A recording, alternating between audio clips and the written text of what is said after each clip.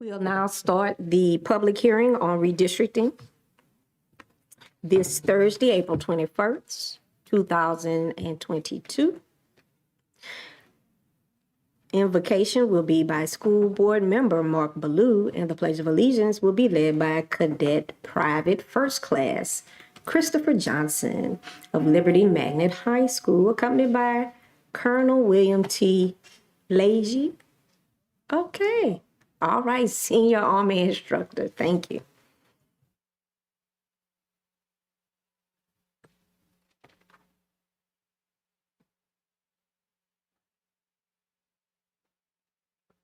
Heavenly Father, as we meet tonight, we ask for your guidance so that our words and actions are respectful and in service of others.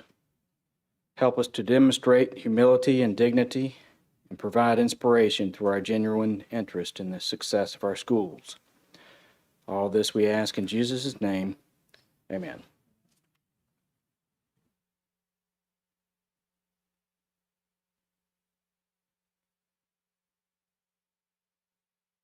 Ladies and gentlemen, this year's East Baton Rouge Parish School System Junior ROTC Cadet of the Year, Leadership Education and Training Level 1 is Cadet Corporal, he got a promotion, Christopher Johnson. Cadet Johnson's a freshman at Liberty Magnet High School. He was born and raised in Baton Rouge. He is the third eldest of 3 brothers and 1 sister in his close-knit and supportive family. Cadet Johnson's mom is his source of inspiration and is the Spirit Program Director at Liberty Magnet with the cheer and dance teams. Cadet Johnson enrolled in Junior ROTC to improve his leadership skills. He's a City of Baton Rouge Police Explorer and aspires to be a law enforcement officer with the Baton Rouge Police Department. He's on the Liberty Junior ROTC Raider Challenge team, drill team, color guard, and air marksmanship rifle team. He has a 3.6 GPA, and after school he plans to go to LSU and major in criminal justice, minor in sociology. To lead our Pledge of Allegiance, it is my pleasure to introduce Cadet Corporal Christopher Johnson.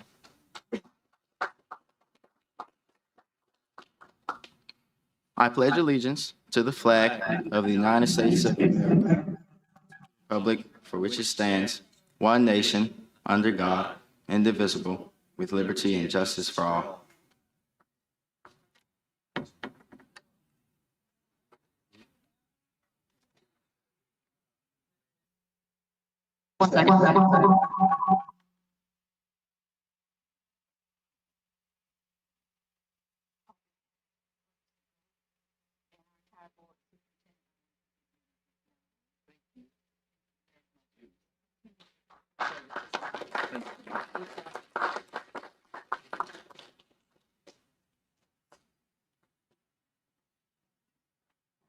Madam Secretary, if you could please call the roll.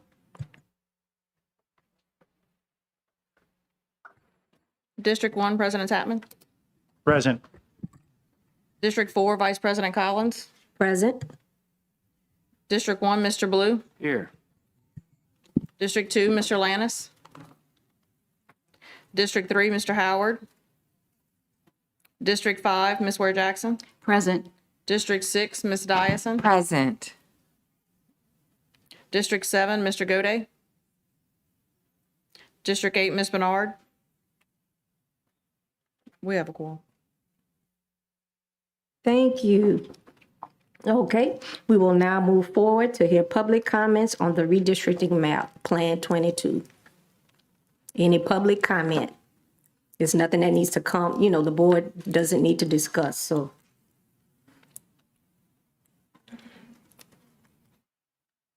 Before the time starts, I want to make sure that everybody has my handout, and it should be loaded. This one called, was there a legal purpose for the big population changes in School Board District 1? Everybody has it? A copy of it?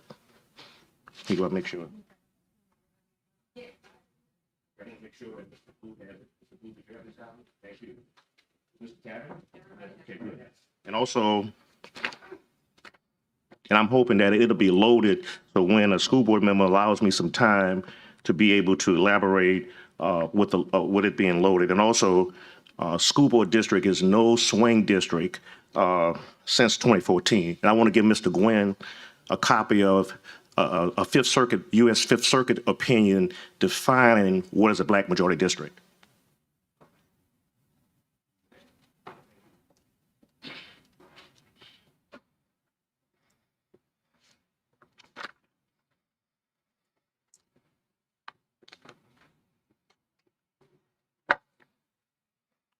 Cedric Floyd, president of Data Center LLC, the most experienced redistricting company in the state. We've been doing redistricting for 41 years. Got two questions to ask. Where can it be found by rule of law? Where can it be located that only a white district in population can be increased to be a majority or could be added to? And does that rule apply to black majority districts? Before you Plan 22, which if Section 5 of the Voting Rights Act was still active, it would be retrogressive. But since it's not, it's diluted based on Section 2 of the Voting Rights Act. At the last hearing, I gave you the 2020 census population of this East Baton Rouge School Board District, which shows that blacks outnumber whites. But when it comes down to Plan 22, you supersize District 1 to make it a major white majority district when you really didn't have to. If you look at the report before you and what your demographer did, the population of District 1 was 45,770, which was only 618 from the window of being population equality. But what happened is school board members, Mark Blue or whoever helped him, went on a expedition of throwing out blacks out of District 1 and adding whites. And before you, and I got some handouts to the public, if y'all want the handouts.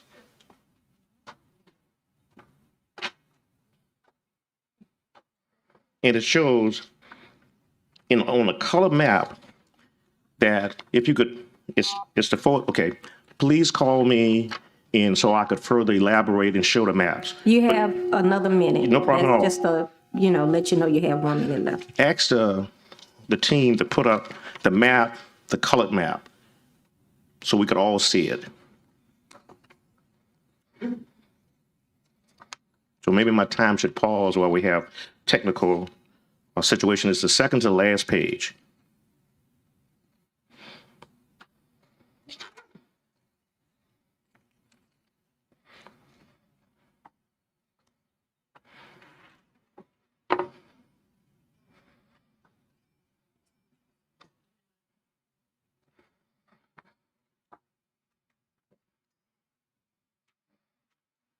And Mr. Gwynn, while they're waiting, could you, the colored part of the court decision, could you read it, Mr. Gwynn? No, sir. Okay, no problem. Let me read it. Let me read it, and you have it for your information. Just for public information, or yes, to make sure that the public understands the process. Public is not allowed to ask questions of board members, but they are absolutely allowed to comment. That's the standard protocol. Just waiting for the map to be mounted.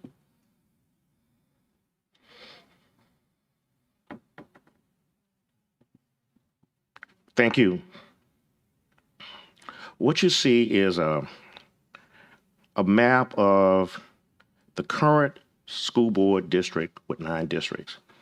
And it shows District 1 with a minus 618.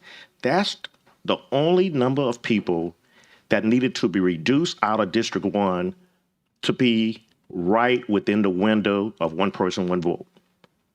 District 4, right above it, needed 4,281. District 9 needed 3,169 and went that. But what happened is Plan 22 went ahead and threw out 3,000 blacks and added 3,000 whites unnecessarily. Thank you. It was all about race. Thank you very much. Thank you. Please call me to finish my presentation. Thank you.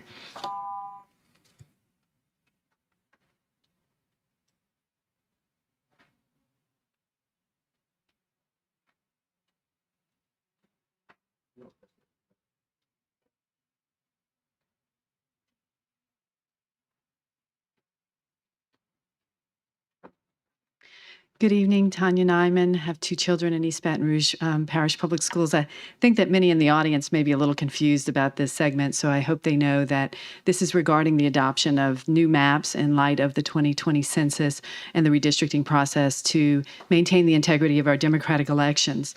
And this is a bit of a deja vu, so I am just going to repeat the testimony I made on April 7th in response to why EBR SB Plan 22 is an unacceptable plan. And it is unacceptable because it only has 9 single-member districts, and there is no acceptable 9-member plan. The 2014 reapportionment, which reduced this board from 11 to 9 members, not only reduced the number of majority black districts in violation of the Voting Rights Act, it dramatically increased the number of constituents allocated to each school board member. The increase in population and geographical size undermines the integrity of our democratic elections because it makes candidates more dependent on campaign contributions to run a competitive race.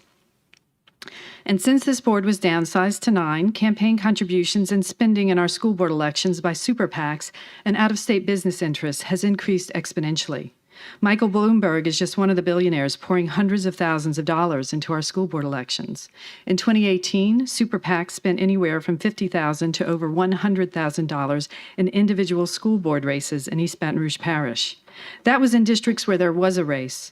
3 of you were unopposed in 2018, which meant there was not even a pretense to a democratic election.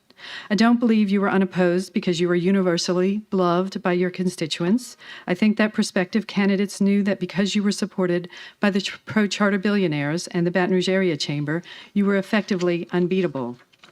That makes a mockery of our American ideals. We are supposed to be a republic. We are supposed to democratically elect our representatives. The 9-member map prohibits that because of the incredible size of these districts. So I don't care how often the Baton Rouge Area Chamber or the out-of-state billionaires or the wealthy pro-charter folks in this parish keep repeating the bogus talking point that a smaller board is more efficient. That doesn't make it true.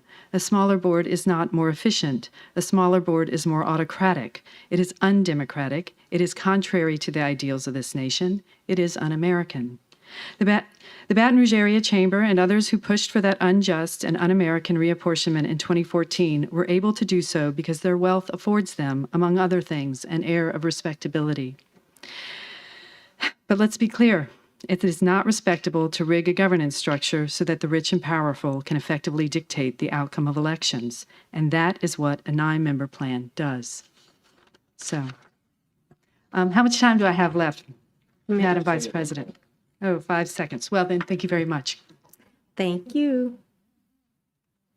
Anyone else want to put on record public comments during this public hearing on redistricting, the redistricting map, Plan 22, which the board voted to approve on our last meeting?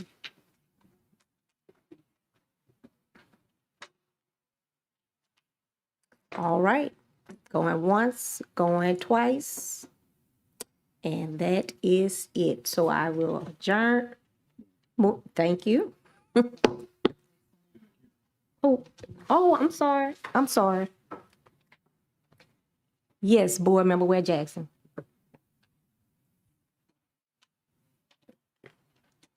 Mike. Thank you, Madam Vice President.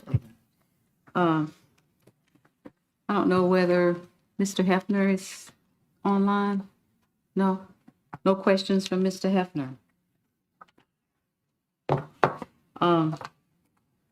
Well, I do have questions around map 22 as far as the maybe the author can tell me whether how the map was created. Was there help from the demographer?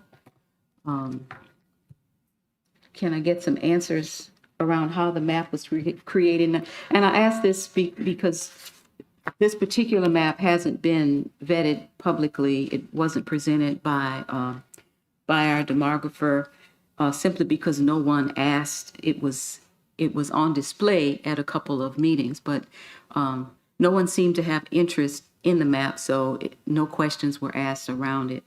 So we didn't get much information about it. The only information I can really recall is at the last meeting when, after it was chosen, and Mr. Hefner gave a few comments about it. So can anyone on the board inform us as to how the map was created and whether Mr. Hefner worked on it? Madam Vice President, I can comment on that if that's Thank okay. you. Yes. Yes, the map 22 I did on my own. I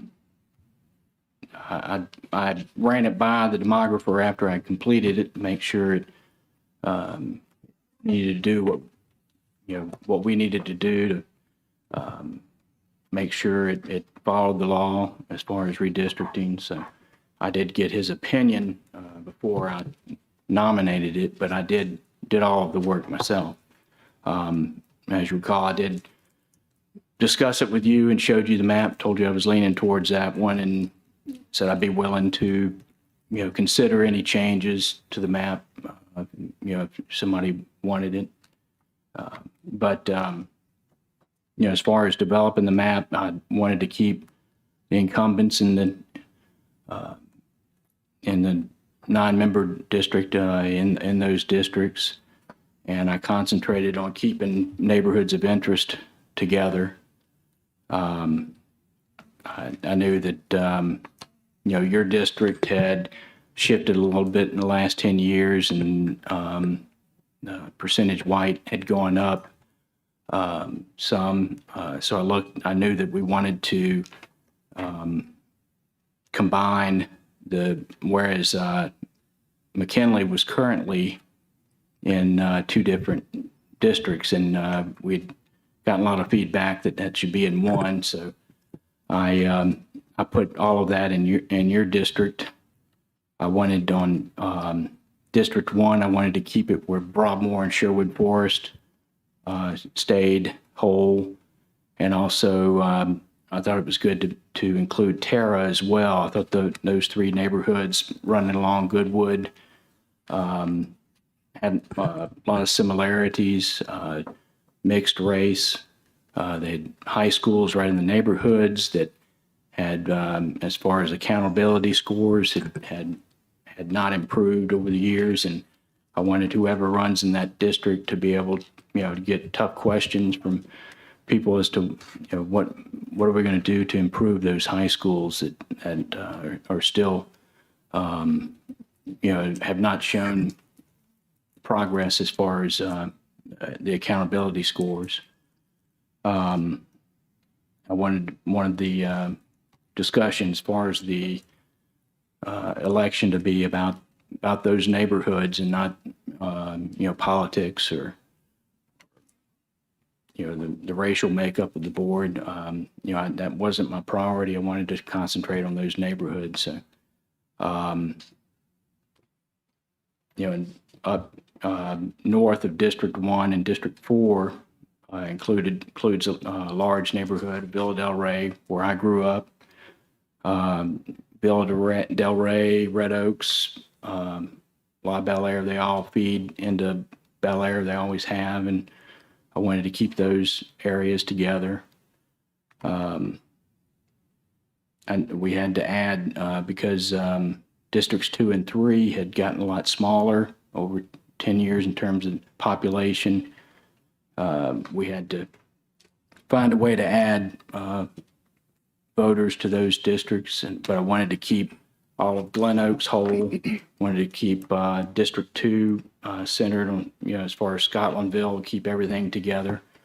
So that really, I guess, my main interest was in keeping the neighborhoods of interest and similar neighborhoods together without breaking them up. And that's, I guess, that primarily what I did. And I didn't get feedback. I asked for it from, to see if anybody wanted to make some changes. I'd consider it, but I didn't get any response. So. What was the purpose of moving 6,000 people when we only needed 600 to move? Well, it wasn't quite as simple. I didn't look at District 1 as a whole. So I knew it needed to get smaller, but there were a lot of districts that needed to get much bigger. So, and plus, with your district is adjoining and had some work to do with your district. I think it all factored in once I started moving it around. I wasn't looking at any particular number, but that's really why it wasn't as simple as just making some changes in District 1 and then be over with, and had 8 other districts to consider. So. Well, it really does bring District 1 up significantly from what had been termed, and incorrectly, by the way, a swing district that looked pretty close or near evenly racially spaced, into a district now that is about only what's the numbers on those? I have to look. It's definitely there's definitely no swing there. There's absolutely no way anyone other than a white person could actually win that seat. So from the demographics that I'm looking at, we've got, looking at the voting age population, we've got 3 majority Black districts and 6 majority white districts.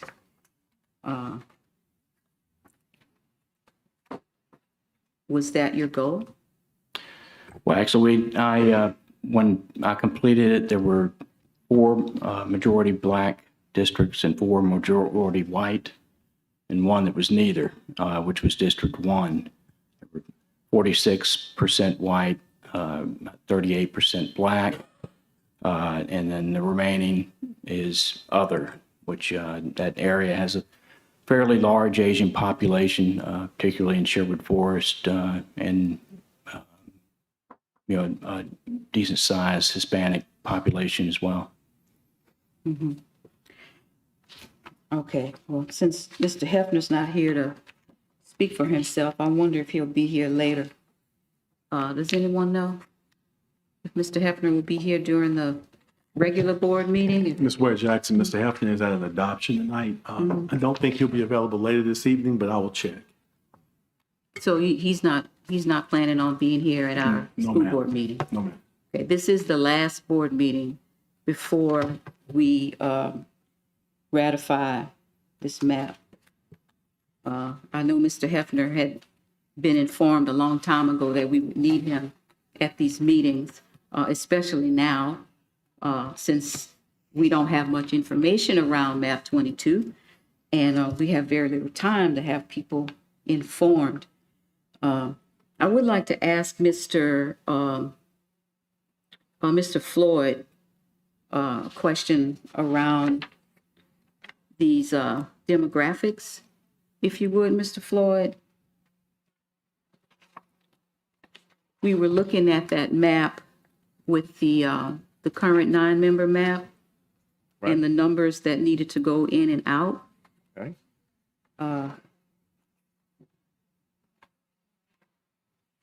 You mentioned a number of, I see the page where it speaks to the number that were removed and the numbers that went in the certain districts. that were moved. Could you elaborate a little bit more on that for me, please? Is that, I want to make sure I'm on the same page. Is that page 3 you're talking about? Of that handout or the last page? The one with the map on it. Oh, with the map on. Okay. I think that's page 4.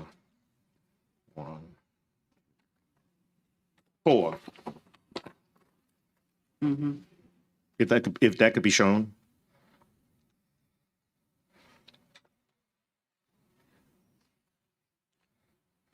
What happens when it comes down to redistricting, you review malapportionment, which is if in fact that the plan is over 10% deviation, and that's the distance between the smallest district and the shortest district into the ideal district size. And what happens is District 1 was pretty much on the mark. And let me say this, other redistricting could very well happen without touching District 1.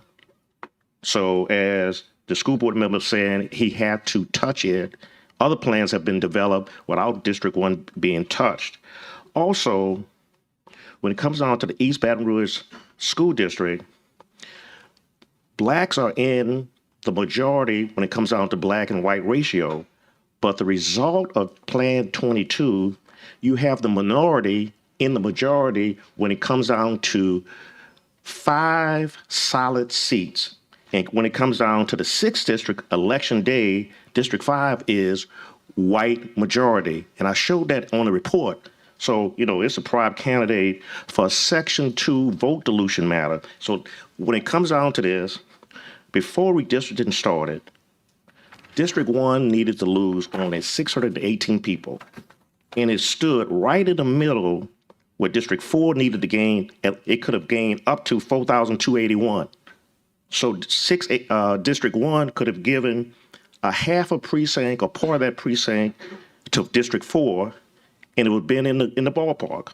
Also, District 1 was right to the east of District 9 that could have gained 3,168 people. So even with that, he didn't have to touch anything to redistrict the other districts or anything.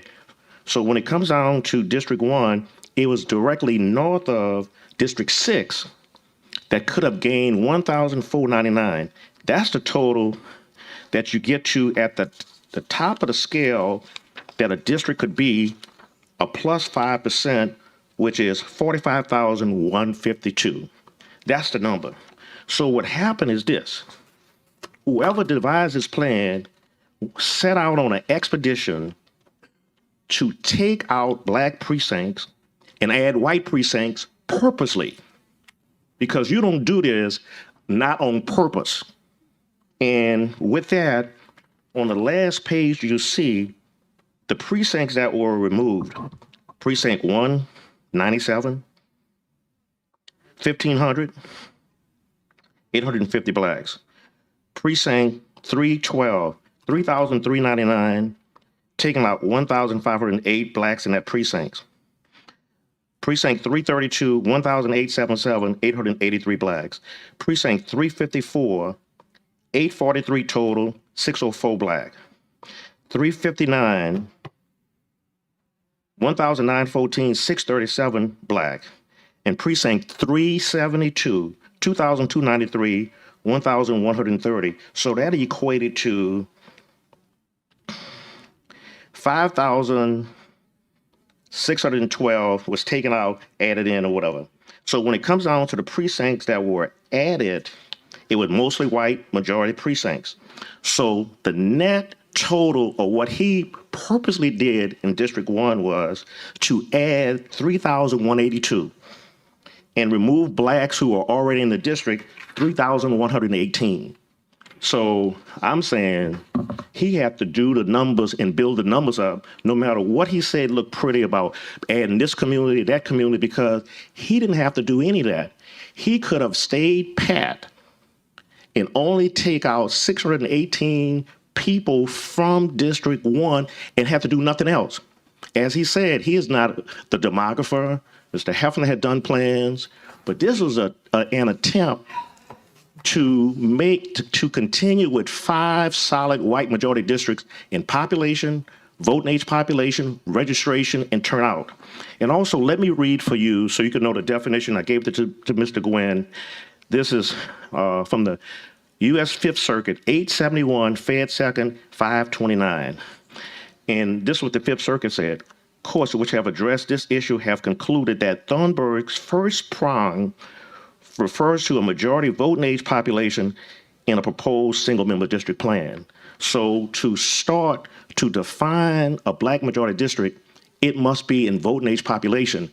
And in Plan 22, only 3 districts are majority in voting age population. That's districts 2, 3, and 4. Ms. Collins, I'm Mr. Gwynn. If you don't mind, could you give Ms. Collins the court decision? Because she'll have it as in pink. Thank you very much, so you can see it.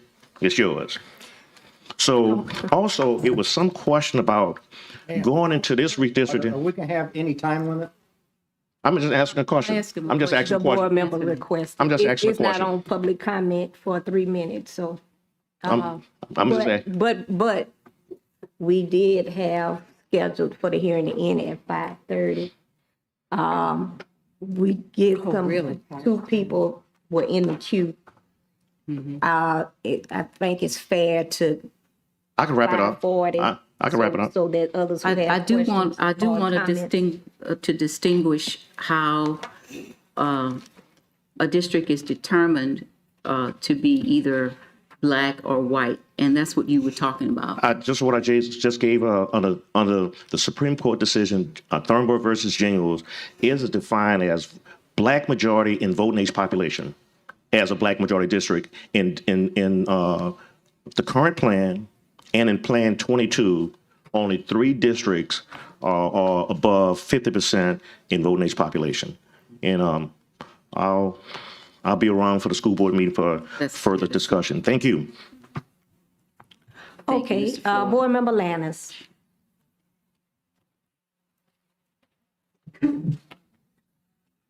Thank you, Madam Vice President. I just wanted to say for the record, I will not be supporting this plan. I think I made it very clear at the corresponding meetings that when we talked about redistricting, that I had no problem supporting the plan as long as the minorities inside of our community will be flipping as the data show they should. And I do believe that this current plan that we have put forth is just not one that is one lawful, and 2, I do not think that it takes into account all of the data that we have received over the course of the last few months. So I just want to say again, for the record, I will not be supporting this map, and I will be voting no. Thank you.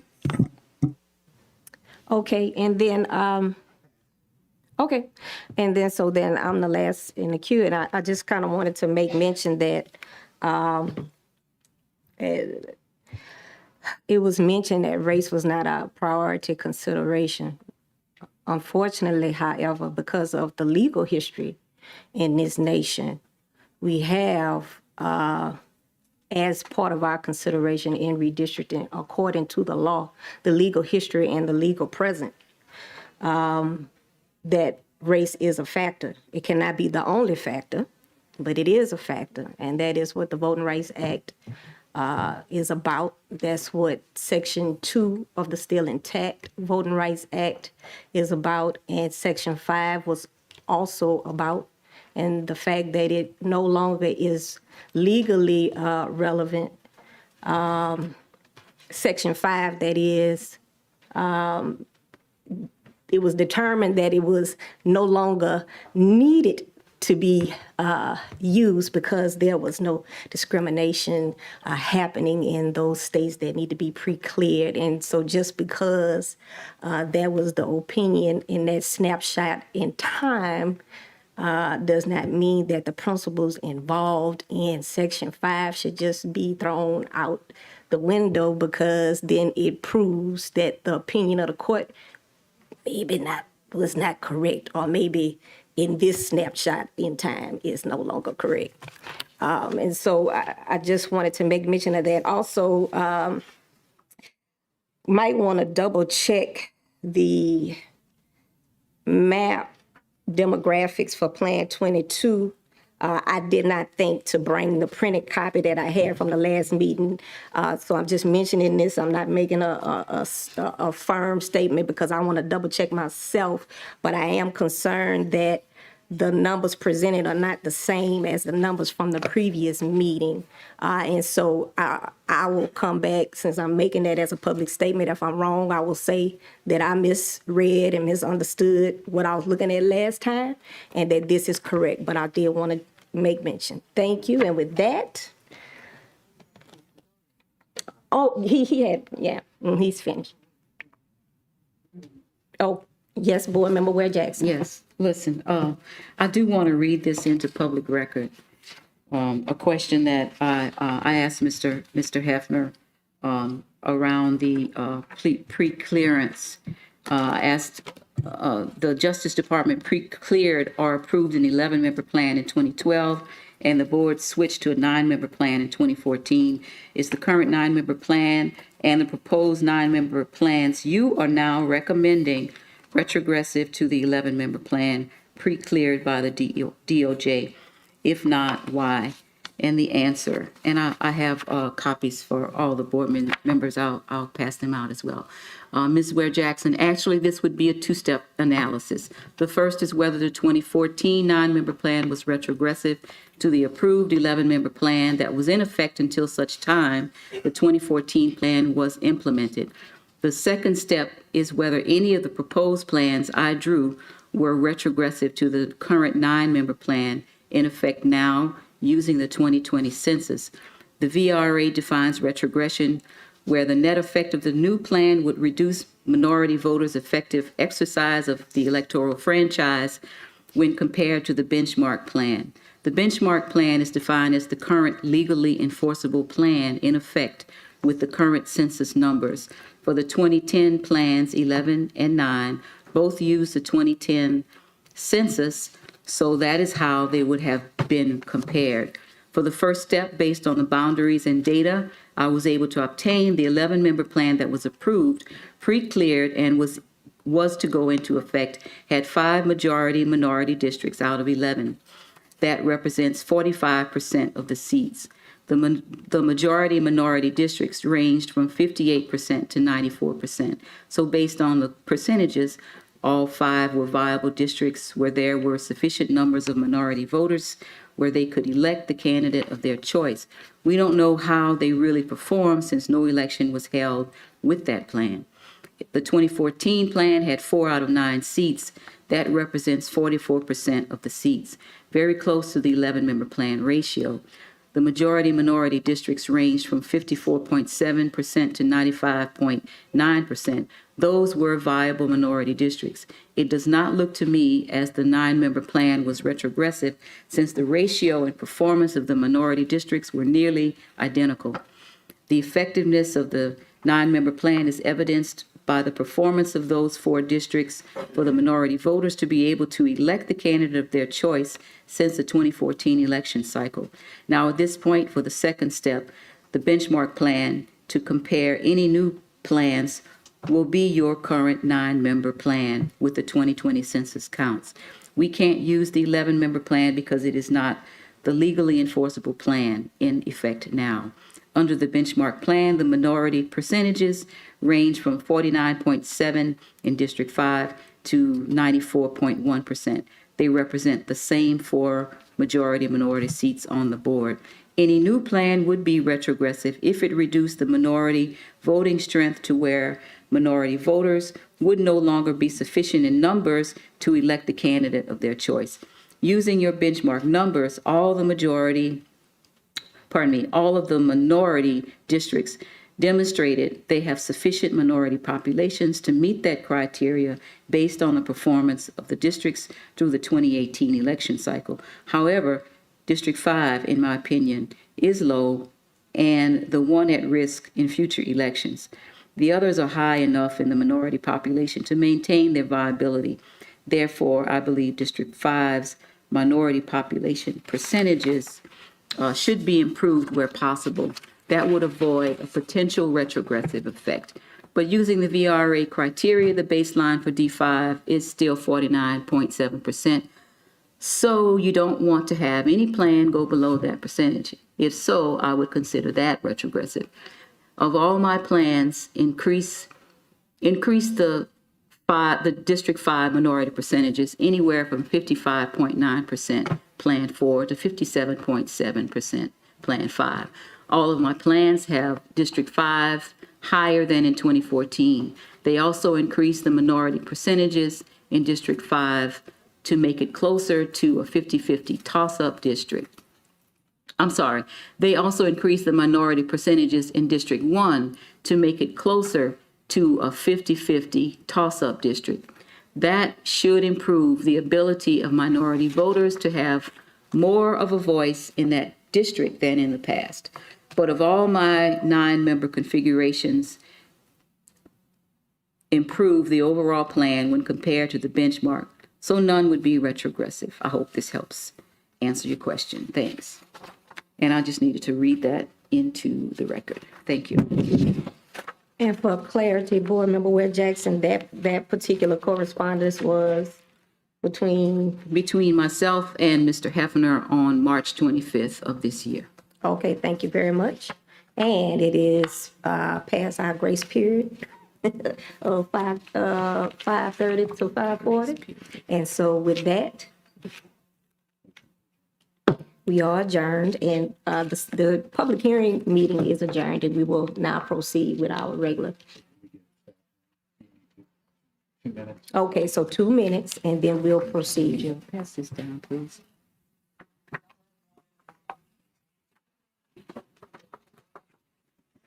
Would you pass this down?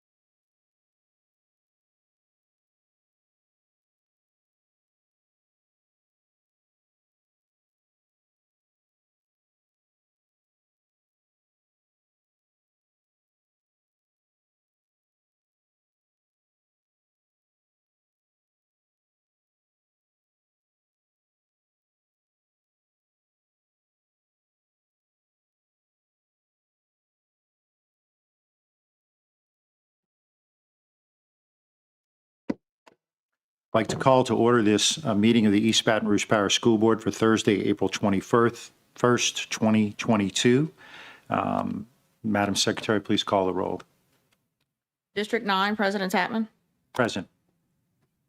District 4, Vice President Collins. District 1, Mr. Blue. Here. District 2, Mr. Lannis. Present. District 3, Mr. Howard. District 5, Ms. Ware Jackson. Present. District 6, Ms. Dyson. Present. District 7, Mr. Gode. Present. District 8, Ms. Bernard. Present. We have a quorum. Thank you. I want to point out that Superintendent Dr. Narcisse is with us virtually. So if any board members have questions for him, can you hear us, Dr. Narcisse? Yeah, there he is. Can you hear us? Got it. Okay. Great. Yes. So we'll, as we move along, just in case anyone has any questions, I wanted you all to know he was with us virtually. So we now go to item B1, approval of the school board minutes of the March 17th, 2022, regular board meeting, April 7th, 2022, special board meeting, and the April 17th, 2022 committee of the whole meeting as published in the official journal, moved by Ms. Bernard, seconded by Ms. Dyson.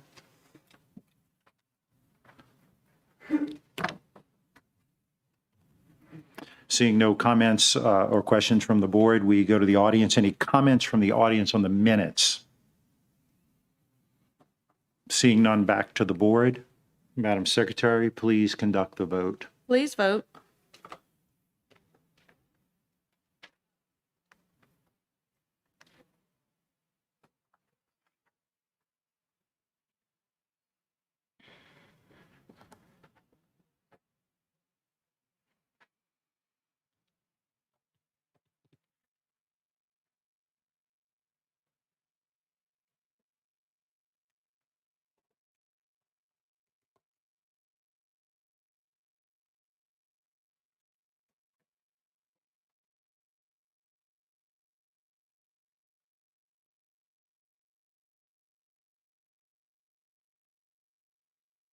The motion carries. Minutes are approved. We now move to item C1, recognition of the McKinley High girls basketball team for being named the 2022 LHSAA girls basketball state runner-up for Division I, Liberty High boys basketball team for being named the 2022 LHSAA boys basketball state runner-up for Division II, and the Scotlandville High boys basketball team for being named the 2022 LHSAA boys basketball state champions for Division I. Ms. Williamson. Thank you. Good evening, President Tatman, Madam Vice President Collins, Superintendent Narcisse, and members of the board. It gives me great pleasure to recognize three outstanding basketball teams: the McKinley High Lady Panthers, the Liberty High Patriots, and the Scotlandville High Hornets.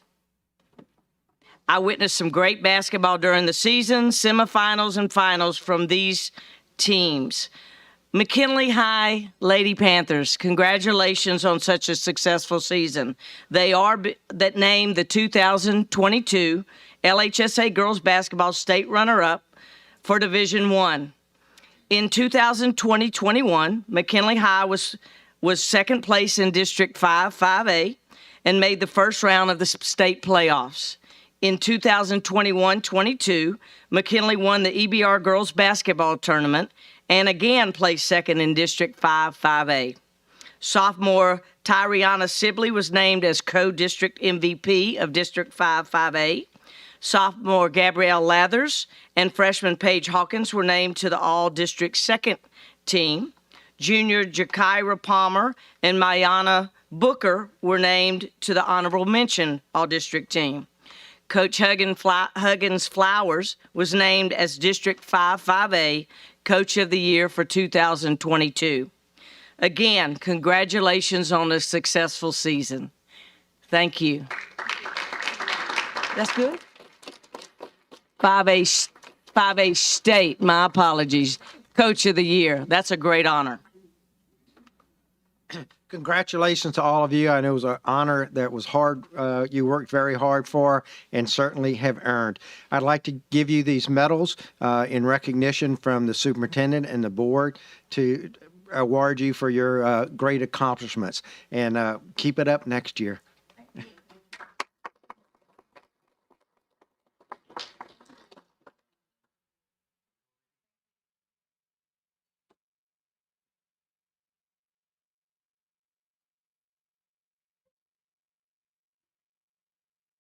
Let her take a picture. Guards up front. Mike, you could get up front.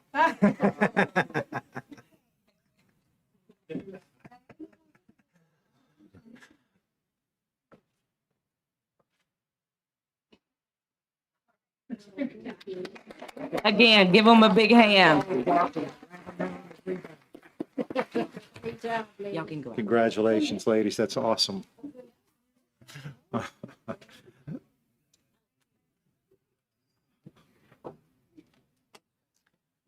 Next, we have Liberty High.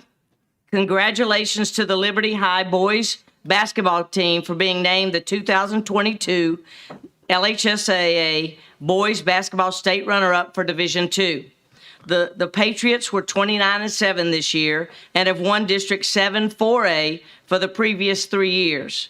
The Patriots were ranked second in the nation this year for taking charges, and you know how hard that is.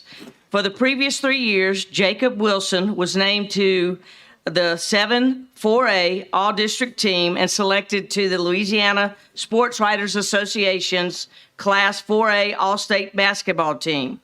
Cameron Newman, Howard Gaskins Jr., and Quentin Henry were selected to the All-District team. Quentin was also named the 2021-2022 7 4A Defensive MVP. Dr. White was named Coach of the Year for District 7 4A for the past 3 years. What an honor. Next week, 5 players for Liberty will sign basketball scholarships, a national letter of intent. Congratulations, Liberty High.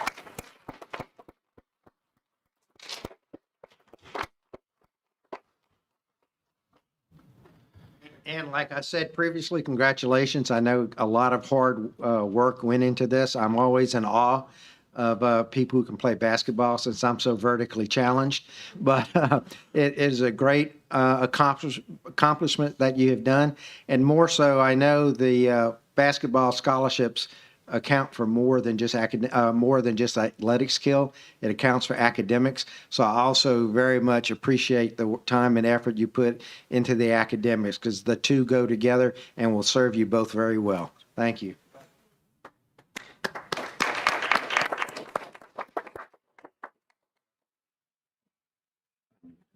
This time. It's okay. Huge.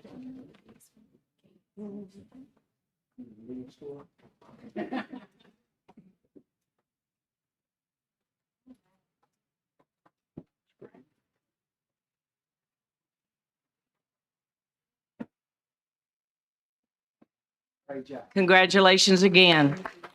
Liberty High Patriots, Dr. White and his group.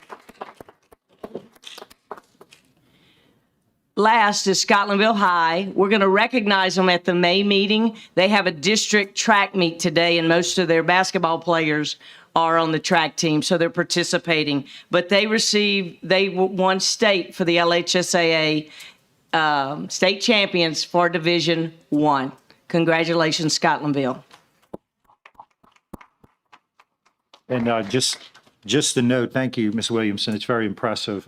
Just a note, they beat my alma mater for the state championship. So, but I was pulling for Scotlandville. So, thank you so much, and what an impressive group of students we have. So we move to item C2, recognition of the 2022 Spelling Bee winners. Ms. Webb.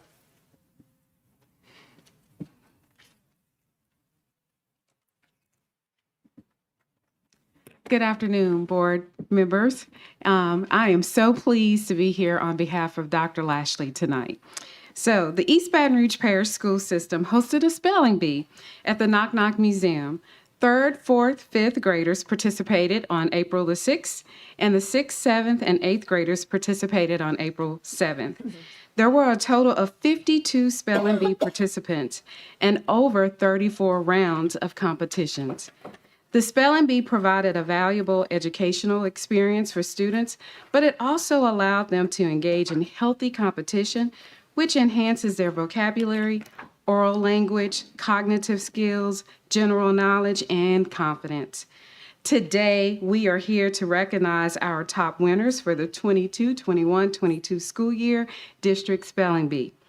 Our elementary winners, first place, Westdale Heights Academic Magnet, Maji Saji.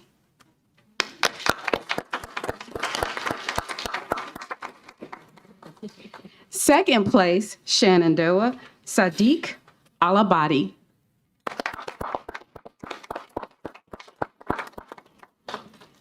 Third place from River Oaks, London Womack, fifth grade student.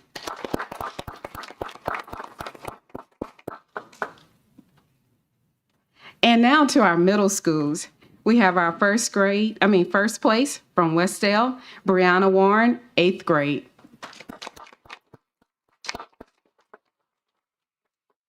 Second place, Mayfair Laboratory, Oliver Latroupe, eighth grade student.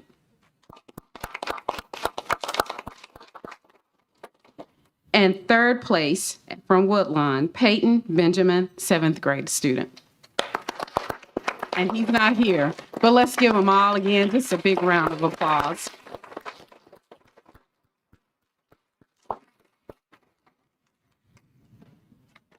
And for all the parents, if you want to stand up and get recognized for the great job you did working with your kids, will the parents of the kids stand up, please?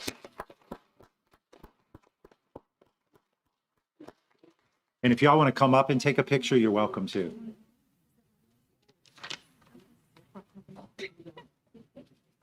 Y'all, let's take a picture with them. I'm gonna try to get out of the way. I don't know if that's possible.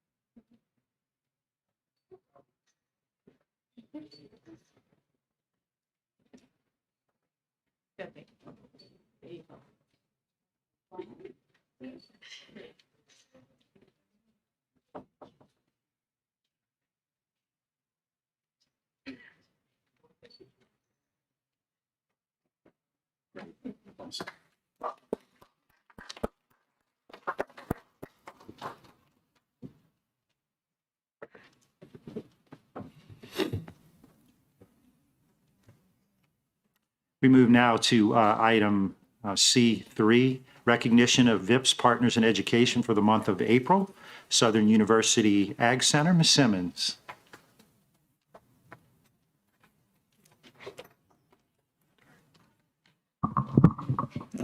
Good evening, Dr. Narcisse, virtually, President Tatman and Vice President Collins, and all members of the board. We are here again this month to recognize another VIPS community partner and announce the official launch of VIPS EBR Parish Public School Garden Initiative. And we are so excited to announce this project because of the level of impact that it will potentially have on our communities. There are 3 participating schools. We are proud to announce Villa Del Rey Elementary, Buchanan Elementary, and Crestworth K-8 school. These schools were specifically chosen to meet because they met certain criteria that we were looking for. First of all, buy-in from the school leadership, meaning that they had invested interest in having these school gardens, whether it be rejuvenating their current overgrown gardens that they had or installing gardens, and that teachers had some basic knowledge in gardening and also were willing to educate their students in agriculture and incorporate agricultural themes into their curriculum and be very integrated and hands-on, as well as the location of the schools. We also wanted to address food disparities. Our sponsor, Atmos Energy, in line with their Fueling Safe and Hopeful Communities initiative, involves addressing food disparity, and they were gracious enough to sponsor this project. We could not have done this without the support of our VIPS community partners and volunteers. It's been a huge undertaking, and it began in fall last year, and we are now upon the official launch of this project. We actually did one of the gifting of the gardens today, a brief ceremony at Buchanan Elementary. We have have Dr. Britton here that will speak to their involvement in the project, and Dr. Ford is here as well, and I'll have them say a few words. In the morning, I do want to make sure that you all are aware that Crestworth Elementary will be having their groundbreaking ceremony, and it's in a location that this is a dire need, right behind Southern University in the avenues, and you can imagine the impact that this will have on that community. So we have partnered with Atmos to sponsor, but however, as mentioned, our community partners have been very instrumental and hands-on in building the gardens, constructing, bringing soil. Dr. Ford has dedicated his personal time and resources to come and be involved. He is at the schools regularly tending to the gardens and involving the students, which is the most important piece, and bringing soil from his truck, hauling it in and having the students actually be hands-on. His presence and involvement is so impactful wholeheartedly because, I see him also as a mentor as he engages with the students. It's such an impactful moment for them to see a leader of the community and be inspired by a real life scientists on their campus, and scientists of agriculture, and see that this is very important for their lives, and to touch and feel the foods. And actually they grew their seedlings and moved them into the boxes, and just to be so integrated into the process.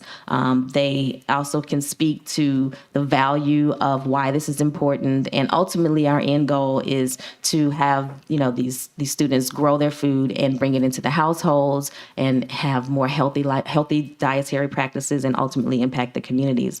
The schools also, along with the gardens that have been installed, have had a donation by Lowe's of picnic tables. So they have outdoor seating, as well as at part of the Atmos budget, we also included bird feeders. So there will be a lot of activity in the gardens that the teachers can take advantage of.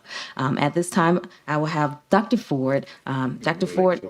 Okay, of course. See, mentoring, prime example right there. So Dr. Britton is here, and she is the principal of Buchanan Elementary, and Dr. Ford is the urban agricultural specialist at the Southern University Agricultural Research and Extension Center. And I do want to mention his two programs, which I'm sure he'll go more into detail, but he is also offering free sustainable urban agricultural online certification for the teachers and parents that are interested, as well as a curriculum for the students called Sustainable Community Agriculture Learning Environment, or SCALE, which is a program curriculum that the teachers can use along with their students, which is what we really wanted. We didn't want to just gift the gardens and then they end up back in the same condition as before. We wanted the teachers and the schools to be sure that they knew that they were supported and had enough wealth of resources and education to maintain the gardens throughout the school year. Dr. Britton? And just a little bit. We are so delighted to have Dr. Ford and VIPS to bring this opportunity with us. We love partnerships at Buchanan Elementary. And so our students are truly engaged and investigating, and they're inquisitive about what's going on. And I will tell you a little funny thing today when we were having the ceremony and we looked and several of the seedlings, they died. And the kids were like, what's wrong? And so they began to start problem solving. And so that was a teachable moment. Let's think about it. What happened? So it was just so wonderful. And then the kids said, well, let's water it. We need to get some water. So it was really wonderful. And so our gardening club, led by Miss Altier, they're doing a dynamic job of working with the students and helping to engage them in learning, that now even students that are not in the gardening club, they were looking and they were asking me questions. Well, what about the cafeteria foods? Do they come from the ground too? Do they have a garden? So it's really wonderful. And one of the main things I was very pleased to see that their boxes that they're in, because I know next year it will be McKinley Elementary. And so we want to be able to take it. And Dr. Ford said, yes, we will be able to take it over to McKinley Elementary and continue this effort. So I am so pleased, and we're so happy to have Dr. Ford. He was even interviewed by our students, our class today. So Dr. Ford, thank you. Hello, everyone. It's just a great feeling that I don't have to talk much because these ladies just sold me. But No, really, this is we have several food deserts here in East Baton Rouge Parish, and these kids are very enthused about moving forward and growing things. It was an easy job. It was, so that's why she said I volunteer my time personally. Yeah, my regular truck is just full of soil. It's just, it's not dirt, it's soil. We all learn that. But the craziest thing happened today, which made me feel great, was a first grader. She came up to me and she said, well, you know why I like doing this, Dr. Ford? I said, why? She said, well, it helps me relieve my stress. And I'm like, a first grader. So, but that's, it was just, and then they learned, they socialized at the garden as well. So it's a great idea, great social benefit, as well as teaching them how to grow things with biosecurity, so it was just a teachable moment without them knowing they were learning something. Yeah. So it was just a great feeling. So like I said, we're committed to keep going and keep moving. It was a great project, and we're going to add on. I'm trying to push it to add on more schools, so we're going to do it. So, but thank you for your time. Thank you, it was Dr. a great project. Thank you, Dr. Ford. Madam Vice President has a. Look, I was going to just make a mental note to myself, but since you volunteered to add more schools, go ahead, Park Forest Middle on the plan. Okay. Dr. Ford, it's a pleasure seeing you again. I met you with one of our previous board colleagues, Dr. Kenyatta Nelson Smith, when she was at the Ag Center.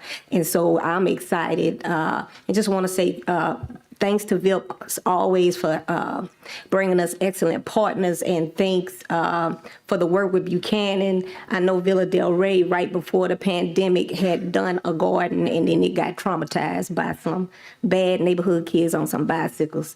And so glad that you all were able to help. And it's such a meaningful partnership, in particular with the Ag Center, because any gardening experience is amazing, but that added value that the Ag Center brings, I think, is above and beyond. And so thank you.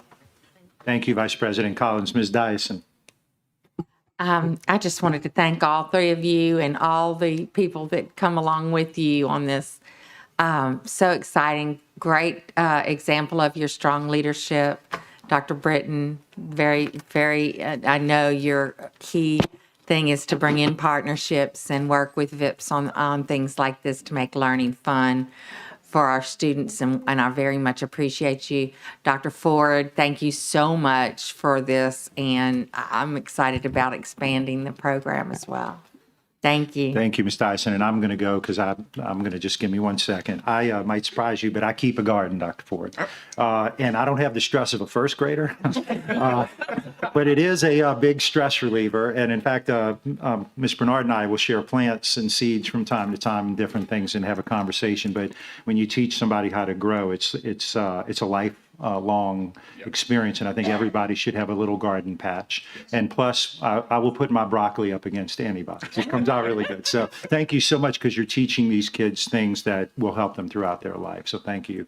Mr. Godey. Yes, thank you. Since we're talking about stress, my father was a high school principal, and he had about a 1-acre garden.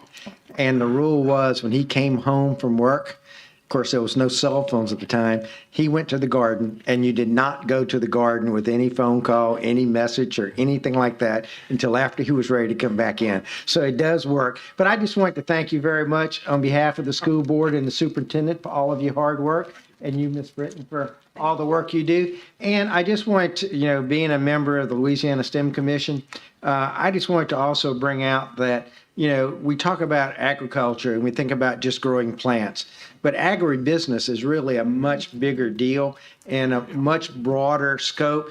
And we have such resources with Southern and LSU that I know I've been talking with Dr. Narcisse. We're going to be trying to bring that and have the agribusiness part as some of our pathways to do this, because we need to be starting at elementary school, but raising all the way up through high school, because I know it's not dirt, it's soil. There's more to agriculture than soil. It's a whole big business, and it's very scientific in many, many ways, and it's something that we can prepare our students to have great careers in. So thank you again for all that you do. Appreciate it. Thank you, Mr. Godey. Ms. Bernard. I just wanted to add something also. I do have a little garden in my backyard with some vegetables in it. I'm from a long line of gardening women. My mother grew up on a farm. My grandmothers both grew up on farms.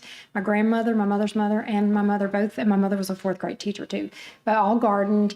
Mr. Goday is a grafter. He grafts citrus trees, and he's very, very good at it, I understand. And he also has an herb garden in his yard. So, and I compost. I have my black gold in my compost bin, so that's a big, important part of gardening. You would be surprised what sprouts out of a compost bin once you put it back in the soil. So you can come over if you want some tomato plants. I've got about 200 that came from my compost, and then some mystery plants. We'll see what they develop into. Thanks. Thank you, Ms. Bernard, and thank you all very much.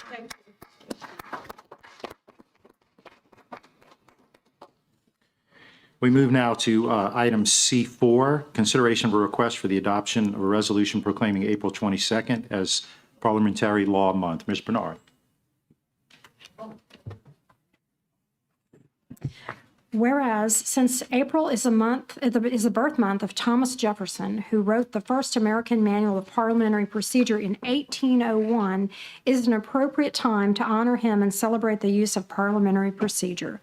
Whereas, it is fitting to honor Henry Martin Robert, author of Pocket Manual of Rules of Order for Deliberative Assemblies, also known as Robert's Rules of Order. Whereas Robert's Rules of Order, newly revised, is the most widely recognized and used parliamentary authority in public and private organizations. Whereas it is timely to reflect on the importance of parliamentary procedure in meetings in providing for civil discourse, protecting individual rights, ensuring fairness, and maintaining order. Whereas the National Association of Parliamentarians is a professional society dedicated to educating leaders throughout the world in effective meeting management through the use of parliamentary procedure. And whereas the Louisiana Association of Parliamentarians, Baton Rouge Unit, chartered in 1984 as a constituent division of the National Association of Parliamentarians, has been serving the greater Baton Rouge area through education and awareness of the importance of parliamentary procedure. Now, therefore, be it resolved that the East Baton Rouge Parish School Board does hereby declare April 2022 as Parliamentary Law Month throughout the East Baton Rouge Parish School System, and encourages all citizens in bringing parliamentary leadership to organizations and societies with which they are involved. And I so move. Moved by Ms. Bernard. Goday. Seeing no comments from the audience, from the board on the resolution, we go to the audience. Any comments from the audience on the resolution? Seeing none, back to the board. Madam Secretary, please conduct the vote. Please vote.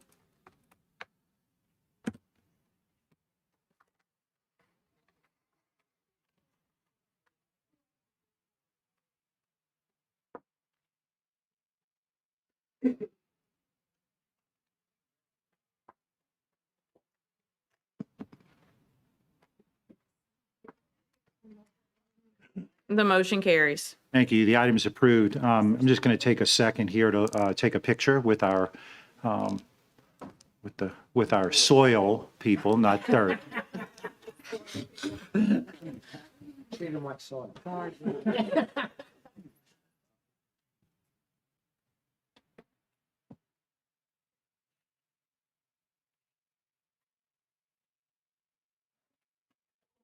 Thank you so much. Appreciate you.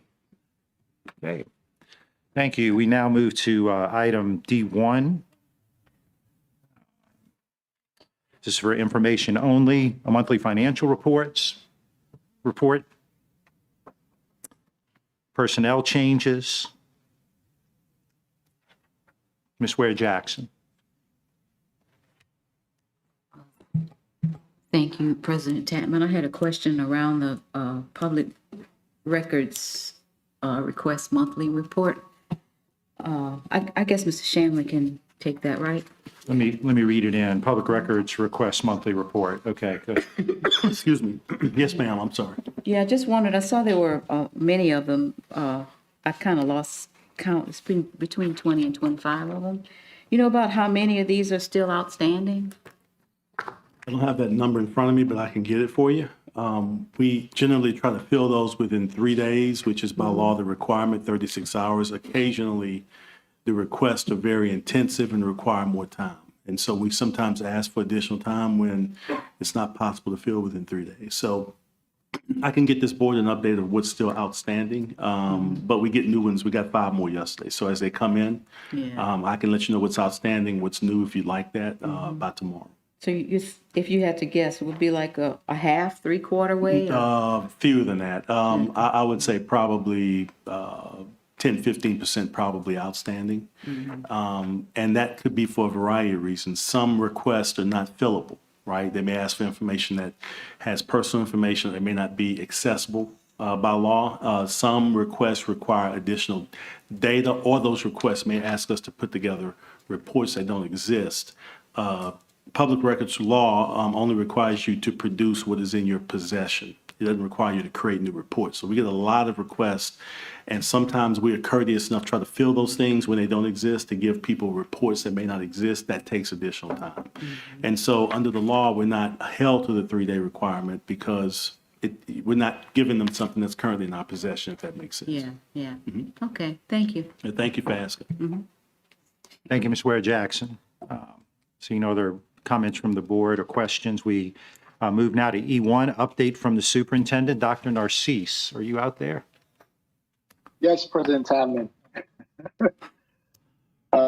Thank you so much. I'm always excited about the progress that we're making in the school system with our students, our staff, and also in the engagement that we're doing with the community. I wanted just to highlight a few things for our report. This week, several members of our team are attending and presenting at the Magnet Schools of America National Conference here in Clark County, Nevada, and that's where I am with them. We are excited to be sharing about the great work of our innovation and choice programs in East Baton Rouge Parish School System with our colleagues from across the country.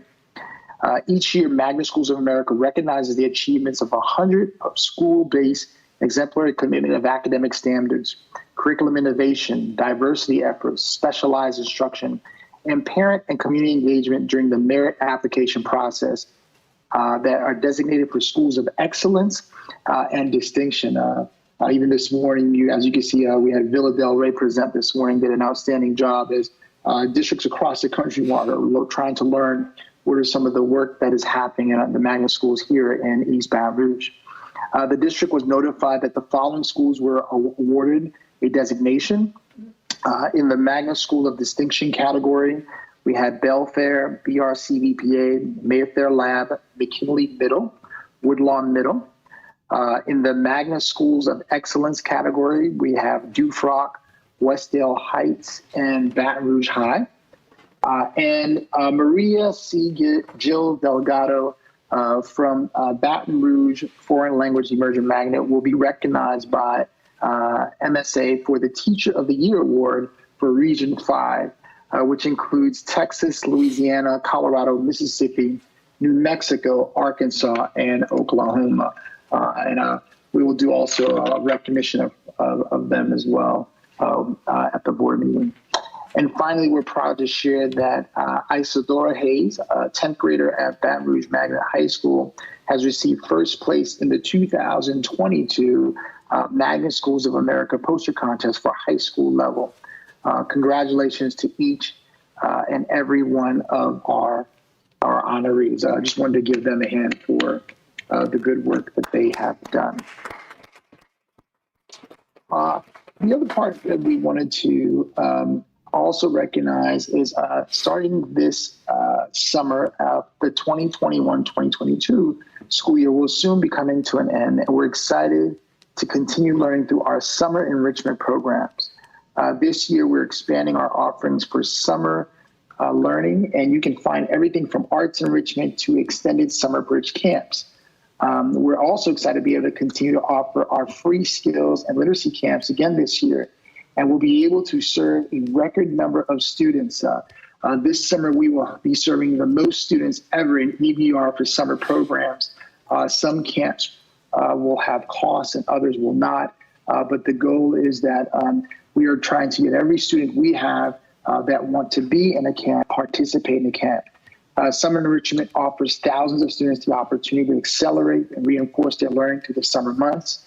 You can view the catalog of summer learning programs on our website and register online in our ebrschools.org /summer. You should see there's a slide deck once you go to our website. Just click on the summer catalog to find out information, including location, dates, description, and registration. But our goal is to make things as accessible as possible so we can get as many children this summer into summer camps. And I also want to just say thank you also to our partners who are also having extra activities that we're continuing. Just an event to join us at the Galvez Plaza downtown on Sunday, May 1st for our second annual Arts, Jazz, and Pizzazz event. This day of arts will showcase the best of the best art and music in EBR schools with a look of Magnet School's availability for the 2022-23 school year. There will be live jazz-themed performance, school displays, and free admission to Downtown Arts Museum for the day. And we'll end with a performance with EBR Jazz students and Southern University Jazz Band. The fun kicks off at 1 p.m. And a couple last announcements I just want to make. As you know, we're about to also go into graduation season soon.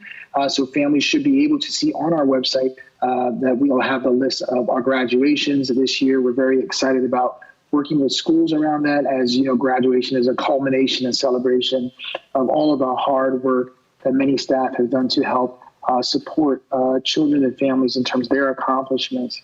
And last but not least, just wanted to add that our goal is to continue to provide many community events throughout the city and parish. So we are trying to do our best to make sure that people are consistently aware of what is going on. And also there, as you know, once we get to the end of school, we'll be promoting soon our back to school event, which we will have that we're really excited about coming. So more information soon to come. But I can say I'm so proud about the progress District is making, and just continue to work. Also thank the board for their support as we are continuing to move the work forward together. President Tapman, that is my report. Thank you, Dr. Narcisse. I don't see any questions or comments from the board, so thank you. I think, are you staying on the call in case there are questions? No. Is he? Yeah, okay. Thank you, Dr. Narcisse. We move now to item F1, board appointees to community agencies. Anybody have a report? Ms. Bernard. It's that time of year again. BREC is looking for staffing for summer camp, and it's a great way to earn a little extra money in the summertime. If you are an educator and you are off during the summer, you can apply on the BREC portal at brec.org. Thank you. Thank you, Ms. Bernard. Any other reports from board members? Seeing none, we'll go to item G1. Consideration of a request for the selection and approval of a facilities management services, strategic alignment, operational excellence funding source general fund. Do I have a motion? Mr. Lannis.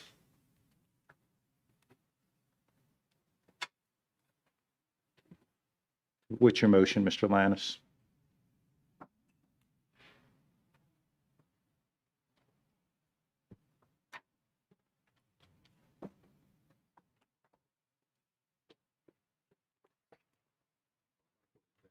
Yeah, it's okay. Take your time.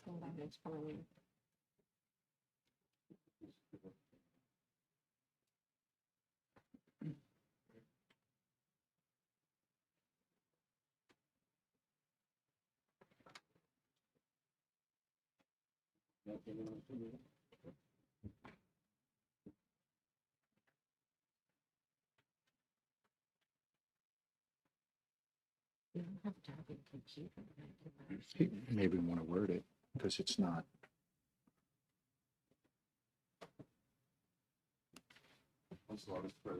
Up now. Okay. All right. I move that we consider a request for the selection and approval of a facility management services company. ABM. ABM, sorry. Okay. Okay, is there a second? Vice President Collins. Okay, so we have a motion and a second for ABM for the Facilities Management Service Contract. Mr. Baloo.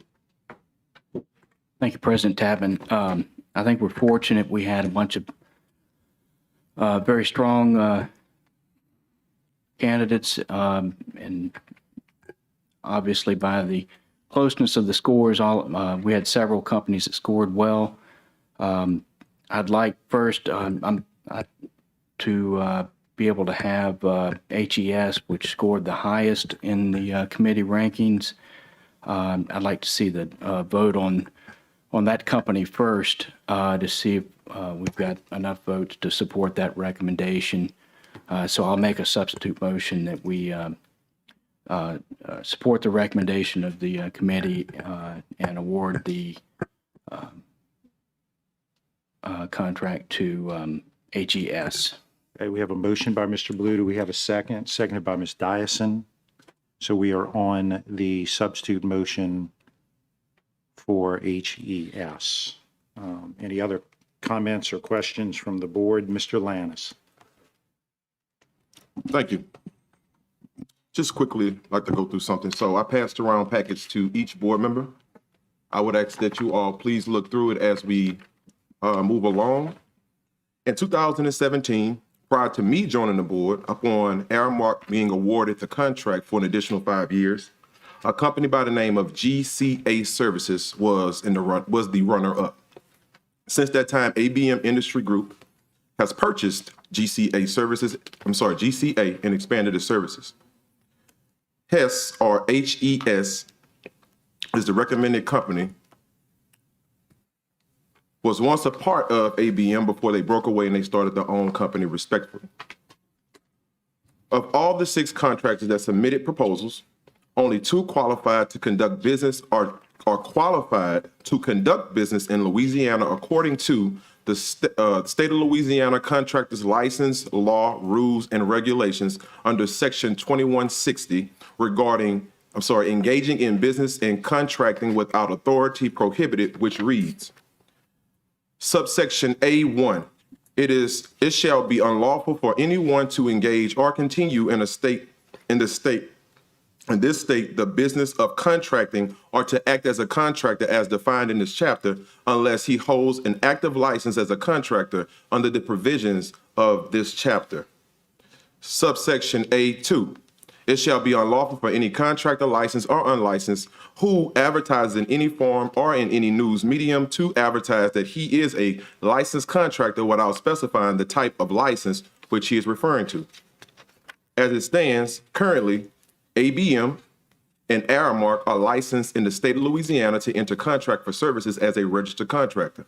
All of this can be found inside of the packet. Meaning, if we selected any company that does not have a license to do business in Louisiana, we as a board cannot enter into a contract by law. In the documents that I presented to each of the board members, each contractor was run through the Louisiana State Licensing Board of Contractors, all of which again can be found inside of the packet. Now, switching lenses, when comparing the minority participation for qualified MBEs for the top 3 companies, HES, ABM, and Sedesto Magic, ABM had the most to offer. This is the reason why. This is in my opinion, by the way, based off all the facts of what we've seen and what I've read through over the course of the last week. For custodial services, ABM's percentage was projected at 7% meaning our local MBEs will receive 93% of those services. That's game changing. Compared to the 77% HES will receive or will be set to receive, and the 61.1% Sodexo Magic will be set to receive. For ground services, ABM's percentage was projected at 25%, meaning local MBEs will receive 75% of those services, compared to 93% HES will be set to receive, and 90.5% Sodexo Magic will be set to receive. For materials management, ABM's percentage is 50% meaning local MBEs will receive 50% of the services, compared to HES at 99%, which they will be set to receive, and 96.5% that Sodexo Magic will be set to receive. Lastly, when comparing the top three companies, the top three companies' 5-year projections, ABM had the lowest proposed projection at $113.8 million, which is lower than what we are currently paying Aramark. HES did not submit a 5-year projection plan, and Sodexo Magic has a proposed 5-year projection plan of $136.6 million, which is $22.8 million more than the lowest projection. With all that being said, without trampling on the work of our selection committee's recommendation, ABM has to be the clear choice for acquiring our facility services contract. This is everything that was presented to us from the last board meeting up until now. If anyone has went through all of these, not only the contracts, the proposals, and all of the laws and provisions that follow, clearly ABM is the better company. This is not because I'm somehow have favor with ABM. This is looking through everything finite with my eyes, legal tooth, everything. And this is what we came up with.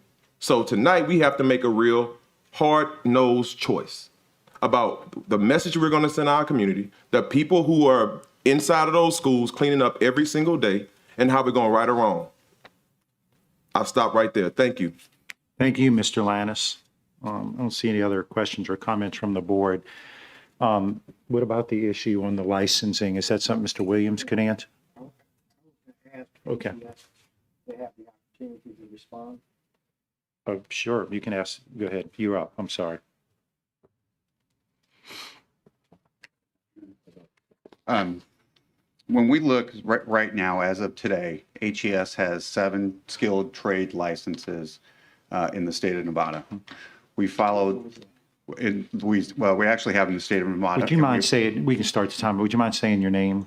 Todd Escrow. I'm sorry. Yeah. And no problem. So we have these licenses in the state of Nevada, and there is a reciprocation agreement in place. We've actually supplied all the data, all of our licenses. We paid our fee. We've applied, made the application, confirmed it with the state through their compliance officer, and we will have these licenses in the state of Nevada, or excuse me, in the state of Louisiana within the next 2 weeks. So we hold all of the licenses. Yeah, and to elaborate on that, Adam Miles with HES. To elaborate on that, what we're speaking about is not a general contractor's license for general construction. It's a big difference. We're talking about general contractors' licenses for skilled trades. I'm going to read you a list. Electrician, plumbing and heating, landscaping, refrigeration and AC, painting and decorating, carpentry, maintenance, minor repairs, and residential and small commercial construction.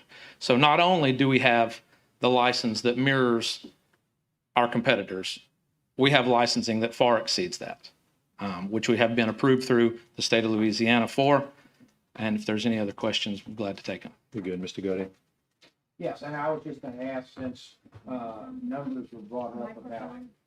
Since numbers were brought up about fair share, can you comment on what would be your practice as you go through this in the fair share apportionment of the contract?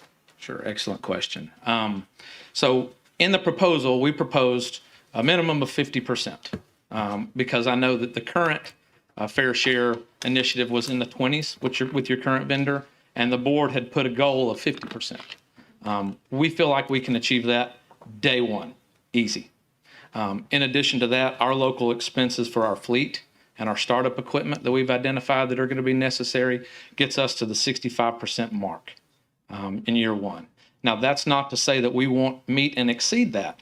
We would be more comfortable having that conversation after we've had an opportunity to meet the current vendors who are being utilized, get an understanding of who is performing well, who isn't, having those conversations, and then putting that program together for the board to take a look at. But our commitment is to absolutely meet the RFP requirements and exceed that year one.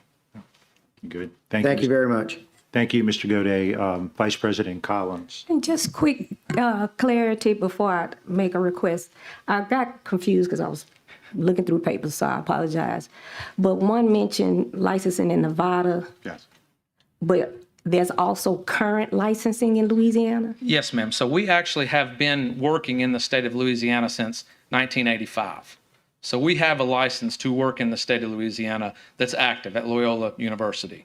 Which one? You mentioned something about within 2 weeks something would happen? Yeah, so we've actually filed a process for reciprocity in the state of Louisiana. So we hold the licenses, all those skilled trade licenses in the state of Nevada. The state of Nevada has a reciprocity agreement with the state of Louisiana. So all of our licenses. Like with our superintendent certifications and stuff like yes, that? ma'am. Or with the bar? And so what we did was is we followed the process, we made the application, we paid our fees, we took all of the licenses that we got in the state of Nevada, supplied them to the state of Louisiana. And then they shared with us today that it should take us about 2 weeks to actually just follow through with the process. And let me make sure, because something about the language is confusing me. So you speaking in particular about skilled, and you saying other certification exists already in Louisiana? What I'm saying is our licenses are not just general contracting for small commercial construction. We have additional licenses in addition to that. Right. So we've got plumbing, HVAC. Okay, and that's what you have in Across the country, Loyola? right. Yes, ma'am, and across the country. So Okay. the way the Nevada licensing, it reciprocates basically nationwide because there's extremely difficult regulations just through the Gaming Commission there. And so it reciprocates across the country. And this is pretty typical for our practice for all of our customers. Okay, and then, and I get the concept. Yes, ma'am. But just again for clarity, as of today, you have licensing through the work that y'all been doing at Loyola? Yes. Okay, thank you. Are there any other contractors in the room? I know that one company had reached out and had mentioned work across the state as well. And I just wanted to make sure if there's anybody, just like you all had an opportunity to clarify any questions. Yes, thank you. Hello, distinguished board.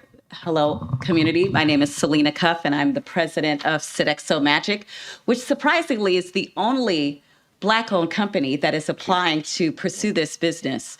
We are 51% owned by Mr. Irvin Magic Johnson, 49% by Sodexo. And what I love about both of my parent partners is that we leverage the operational prowess to bring the very best of quality of life services to all communities that we serve, while also leveraging the web of influence and the community impact that Mr. Irvin Magic Johnson cares about. So in addition to servicing 1,400 sites throughout the country and having an ecosystem of 500 K through 12 schools that we serve through our ecosystem, we also, I'm proud to say, serve Grambling, serve Xavier, and do other services in the state of Louisiana and are licensed to do so. We also understand that to the extent that additional licenses are needed, there's a 30-day process for that to actually occur. But while I do have this moment to share with you, I think it's important to share that not only we care about offering quality of life services that are going to make the facilities here excellent for every single student. This bid is incredibly personal to me because my mother was born in Louisiana. My grandmother is from New Roads. My grandfather is from Bachelor. So the children that go to this school, I consider them to be my kin. So the things that are most important to me are, number one, exceptional, best-in-class performance. Why? Because my boss, Mr. Irvin Magic Johnson, is a winner. Sodexo is known all over the world for offering the very best of facilities management. So the beauty of Sodexo Magic is that we bring the importance of community and the spend, the diversity spend that everyone talks about in the context of fair share, we do each and every day. And currently, throughout our business spend, roughly 43% with diverse, small, and different able-to companies. In this case, understanding all of what happened at the last board meeting, I went out of my way to work with Mr. Johnson and the chair of Sodexo to ensure that our fair share percentage actually exceeds any other company that's here at 66%. This reflects roughly 100% of the work done by our subcontractors, who, by the way, are also licensed to do this work. 36% of all of what we do is going back to the community. And again, we have the experience of doing this. Why? Because for 17 years, we've been bringing equity to communities by working with subs and Tier 2 to not only give them a seat at the table, but to develop and build their capacity to grow and expand their business beyond just our K through 12 business. We operate in corporate services. We operate, as I mentioned, with Grambling and Xavier here in the state with universities, as well as sporting venues. So what does this translate to for the children? Job opportunities, internships, a way to build the greater community and bring market share and value to the total greater Baton Rouge area. Why? Again, because we care. This is more than just a contract. We are an MBE empowering other MBEs, DBEs, WBEs. For those that don't know, that's disadvantaged women-owned businesses and minority-owned businesses. So if there's anything that I want to leave you with, board, in this case, number one, we have exceeded the fair share request. Number two, we are the only company here today that is women-led. 100% of my executive leadership that leads the 5,000 employees that we have are women. Women care about the village. We're talking children. And we are the only company that has invested in community with a $625,000 commitment to community programming. In addition, we are the only company here today that is investing in infrastructure. It's one thing to have your students have the grounds kept and be able to do the things that they need to do so that they can study, but we need to beautify, we need to enhance buildings, and we need to do so with accountability. One of the things that I am most proud of is that we are an organization that is focused on continuous improvement. And what that means is that we work with our partners in an honest way, not bait and switch, to ensure that we are working together for the benefit of children. What this means for this community is that we forecasted that Amazon was coming into the market. As a result, you see it reflected in our price. We are honest with you. We don't want, when Amazon comes to town, for people to leave. We want them instead to strive to be the very best employee, which in our ecosystem we call the magic makers, so that we can select them to come to LA for a once-in-a-lifetime experience where they are celebrated and honored by our chairman and given the experience of all of what employees deserve, which is to be greatly appreciated in a magnanimous and incredible way so that we can celebrate that being a janitor, being someone who's a groundskeeper is honorable work, and it is an honest way to take care of children and community. So with that being said, I want to also allow any questions that come about our proposal, because I dare anyone to stand with as much community benefit as we bring to the table. And if you have questions, I will be here to the end, as long as my colleague John Klopstein, who is here with me, raise your hand, John, is here to also answer questions. So thank you for the opportunity to share. Thank you. Okay. Thank you, Vice President Collins. Mr. Lannis? Okay, sure.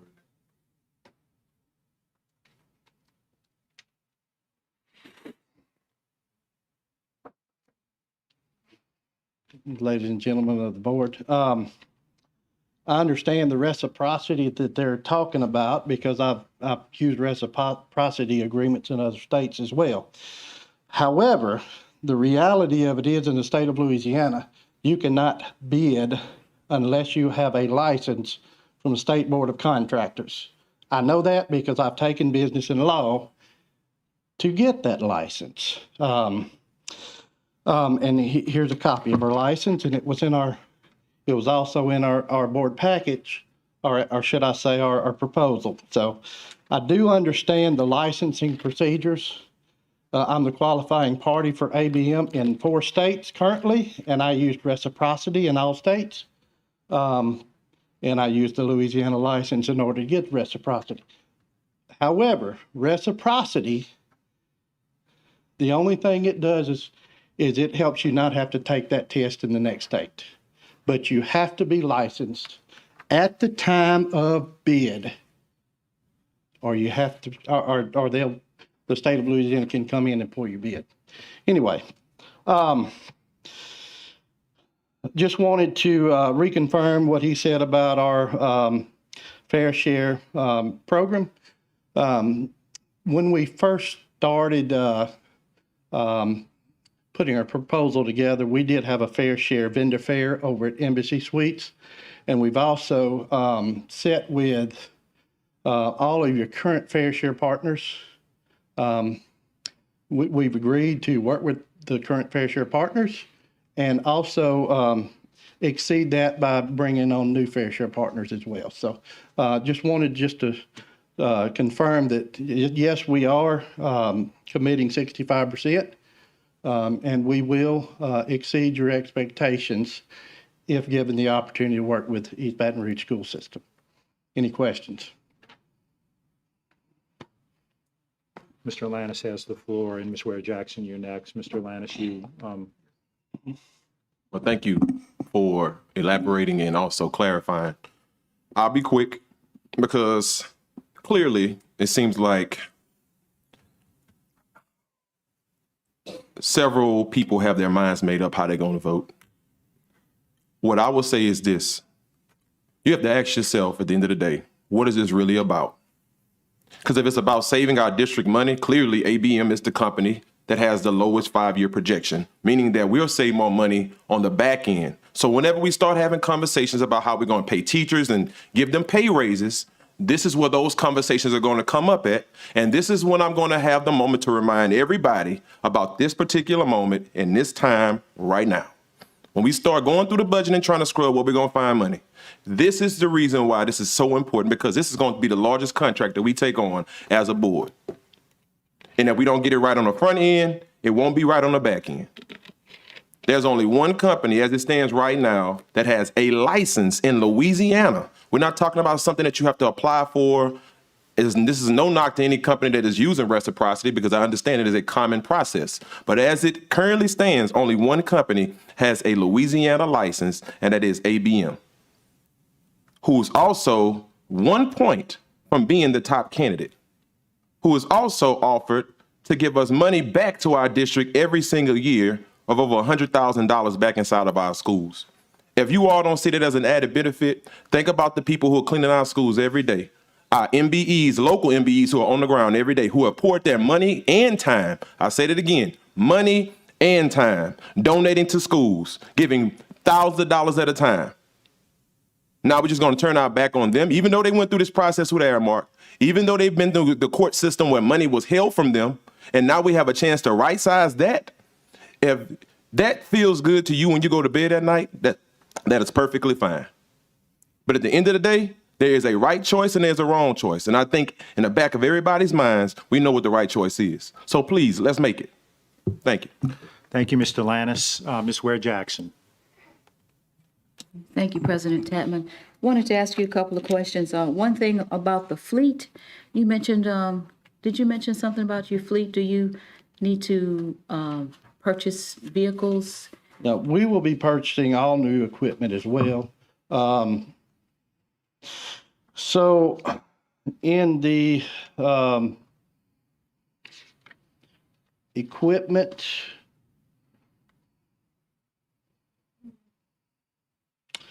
So on the custodial side, 361,000. Actually, let me look at a different, hold on.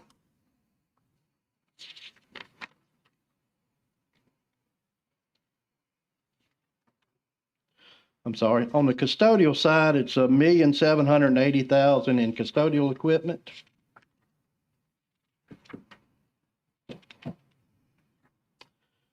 In the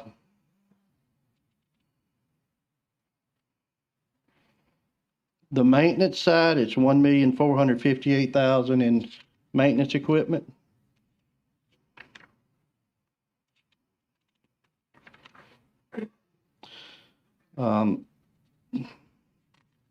Grounds is, of course, we're outsourcing the grounds, 61,000 in grounds. However, our subs will be making those investments on the equipment side. And materials management, investment is $283,860 on the materials management as well. So well over $3 million in equipment. In your original proposal, what was the percentage that was your goal for fair share or DBEs and BEs? In the original proposal, I want to say we put 50% and we came in the, when we did our presentation, we went to 65 during our presentation. And how do you plan to bump up from 50 to 65? Okay, there's 93% in custodial for fair share partners. Grounds is 75%, maintenance 11.6%, materials managed 50%.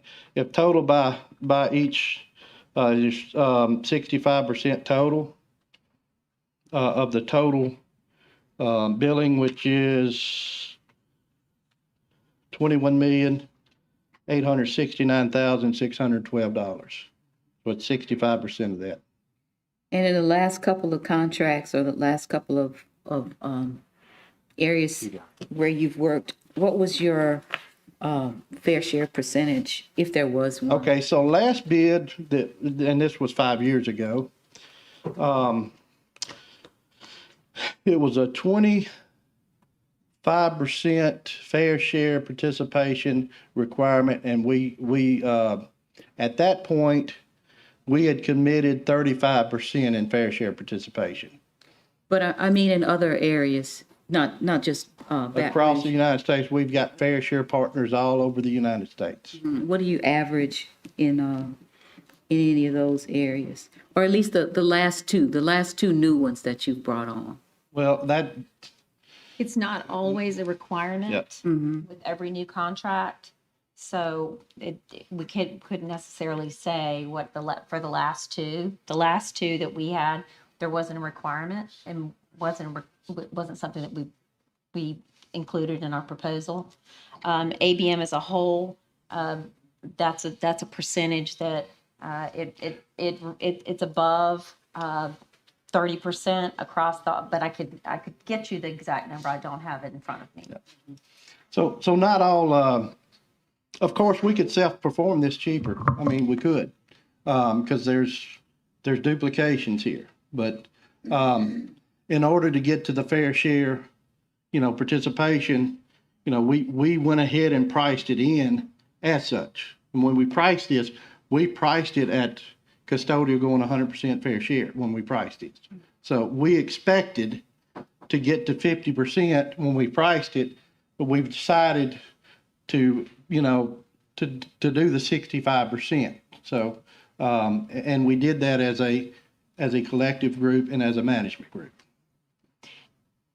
And I think if I can readdress what you were, I think, trying to ask us, every time we go into a new community, take on a new contract, partner with a new school system or a higher education client, we're always looking for local partners to bring in and assist and work with.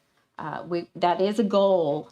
We are a very diverse and inclusive company and look to try to embrace the community and give back, as you mentioned earlier, in whatever way we can. And that is also highly a priority of ours, lifting up those minority vendors, fair share partners, wherever we go, excuse me. So I will, that is always a goal, but it is not always a requirement nor something that we have to do. And to Clark's point, we can certainly go in and do it less expensively in many cases if we don't do that. And it's really all what the goal of that particular school system or higher education facility is. And I would also like to add that, that there's many times that we do scholarships with our school districts. We want to be a part of the community. We want to see our kids get chances they wouldn't have otherwise. So we do have, it's $150,000 in scholarships, and that's annually. That's included in here, and that was in our proposal. And that's annually, not just a one-time. Okay, all right, thank you. I have a question for Sodexo. Thank you. Would, ma'am? Hello. You mentioned something in your talk about about 36% back to the community. Could you expound on that a little bit more? Explain that for me, please? Sure. I'm actually going to introduce John to share his answer to that. Thank you. My name is John Klapstein with Sodexo Magic, and I appreciate the question because the way numbers are presented can be interpreted in many different ways. What we chose to do in the documents that we provided to the district this week was represent the percentages that represent the category makeup of our total 65%. Now, when there's a comment made that our commitment to custodial companies, as an example, was only 36.9%. That's 36.9% of our entire total contract price. We didn't represent or suggest and break out what percentage of that amount of money would be self-performed by Sodexo Magic employees versus Fair Share partners. The reality is we will outsource to Fair Share partners in each of those categories 80 to 90% in order for the math to even work up to 65%. So our intention from a custodial standpoint, we will provide supervisory employees that will assist in that department, but all of the work in the schools will be done by Fair Share partners. The same holds true on grounds and lawn care. We will have supervisory personnel that we will employ, but all of that work will be done by Fair Share partners. So the percentage that you're seeing on the document that we presented is the percentage of our total contract price, not the percentage of the work that will be performed by Fair Share companies rather than self-performed by Sodexo Magic. And one thing I just want to add to that statement, especially as it pertains to Fair Share, for the past 17 years, Sodexo Magic has specifically looked to our diverse partners as a point of differentiation. That means today, across the country, we spend 43% with diverse partners. We're not doing this just so that we can achieve this contract. This is something that we have experience doing, especially around capacity building, so that small businesses can one day become large businesses. For example, Sodexo Magic is a $600 million enterprise. There are only less than 40 companies in the entire country that have $100 million in revenue that are Black owned. We are one of less than 40. In order for us to be the rising tide that lifts all boats, we understand that diverse suppliers is the key to closing the generational wealth gaps that challenge our country. This is the viable business model to close the gaps. And Fair Share for us is synonymous with the way that we do business. Yeah, I'd heard that Sodexo Magic did a lot of work in communities and, working beyond the inside the schools and getting out into the community. So I was a bit curious about that. We had some experience in the past with the the contractor that we had previously did that for a little while, and it did make a big difference in the community. And but then that went away, and everything kind of went downhill after that. So I was curious about what you all have been doing, in some of these other areas that relates to kids and their families. Absolutely. Well, first, I have to say that it all trickles down from the top.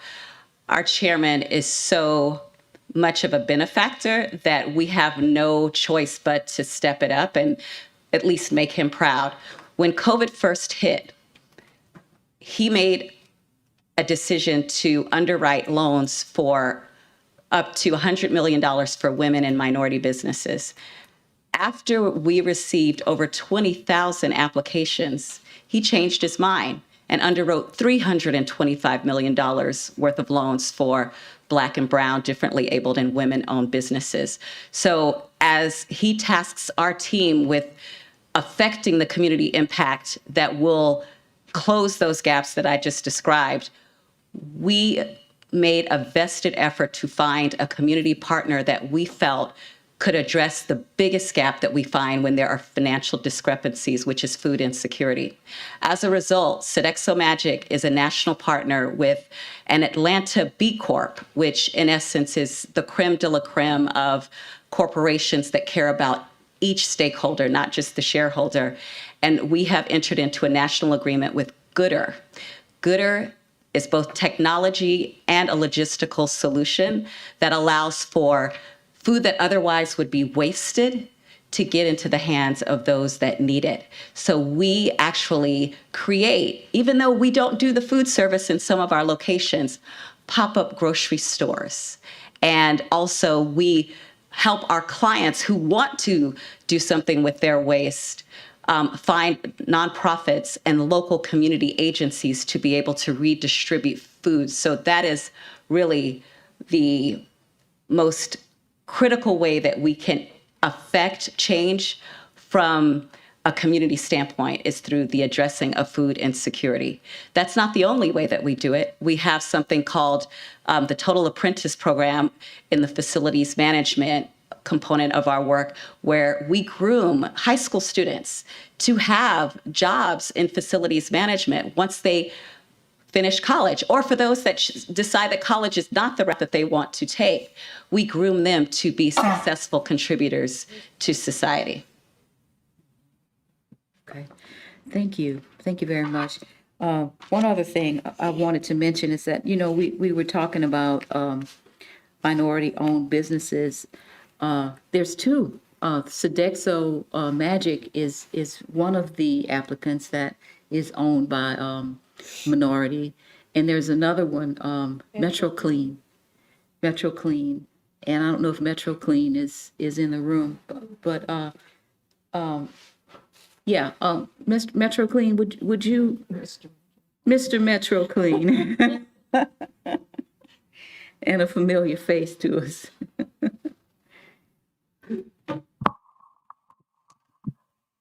Good evening, board members. I'm Terrence Ransford. I'm with Metro Clean, and we actually took a different approach.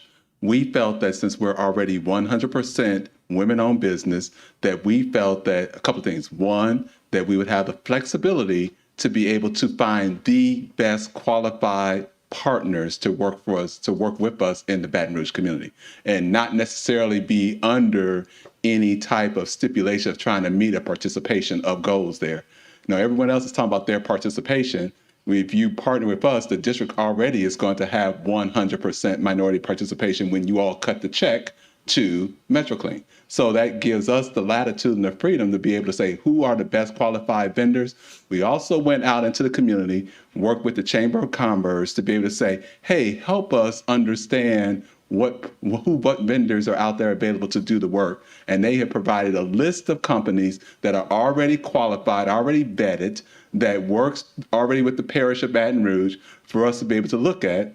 And then in addition, that we wanted to say, let's find partners throughout so that the district has the availability to be able to say, yes, we are providing the most qualified vendors to do the work. We're also prepared to do a $3 million investment on this project, as was outlined in our RFP. So when you look at it, I kind of look at this thing, or we look at it a certain type of way. One, with me standing here, I have 10 years experience working with East Baton Rouge Parish School System. I know very well where the things that I put into the bid, that they will be successful and they will work because I have that intimate knowledge with the district. I also understand, as far as the partners that are currently in the equation, there are some partners that do a fairly good job, but there's others that's not. But I would like to have the opportunity to be able to do an evaluation to see where everyone is at today, within a 60-day period, to be able to evaluate the partners, to be able to say, these are the ones we need to do business with, these are the ones that we don't necessarily need to do business with. But since we are already a minority-owned business, we are willing, and we have already mentored other companies, small business companies, to be able to say, these are the steps you have to go through to if you want to be able to grow your business, to be able to expand your business. There are certain steps that you will have to work to, and we are willing to really get down and get into the trenches with each of our partners that are small business, minority owned, to be able to kind of help them through the process and help them through it very clearly. Now, I remember even conversations that the district has with the Fair Share Department here in their own, where even vendors that come in to do business with Fair Share, they're not quite sure. They don't understand how to fill out all the paperwork. And I know John does an excellent job in working them through that process. But there's another avenue with someone that's already familiar and how to do that business and how to understand the work through that process. We're able to do that too. So 10 years experience. My company worked as a business partner to the incumbent right now for 5 years and did an excellent job. And if our company name is mentioned in various schools throughout the district, it'll be very positive. I have various employees that when I even walk the district, that I used to know speak very favorably of myself and the company, and they are excited for what we're proposing, because we want to get back to the atmosphere of having a family-oriented event where it's not a vendor-employee relationship, because we put a lot of time in investing in our people. And we talk about financial literacy that we offer to our employees. In some cases, if it's English as a second language, we also kind of talk about and really work them through what reward systems they have and that we can provide. So we believe that we want to look at the total employee, not only inside the workplace, but outside the workplace also. So, there's a lot of avenues that we can go down and have those conversations, because we start out being 100% women owned, and that gives the district the flexibility to be able to, it gives us the flexibility to let you know that you can get the best services throughout the board. Okay, thank you. Thank you.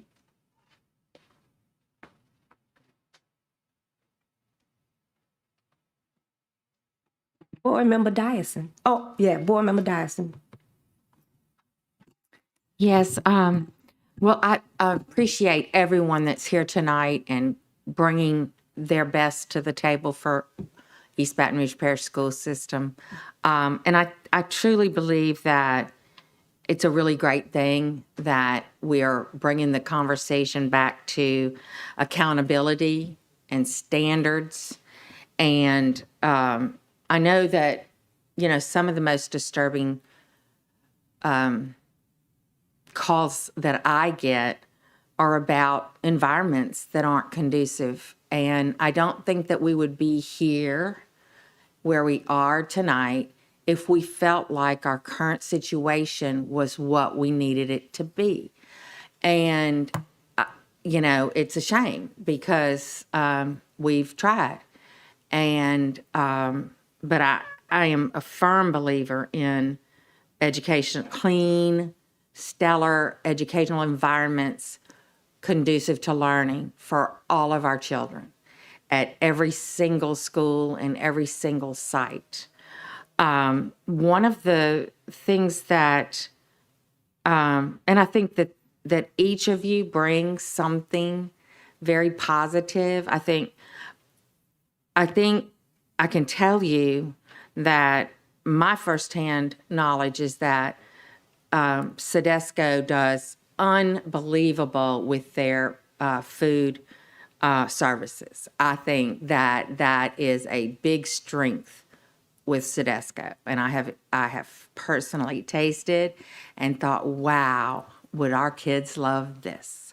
I think that it is just state of the art, wonderful, healthy options for kids that looks good and tastes good, and I think that is a strong forte.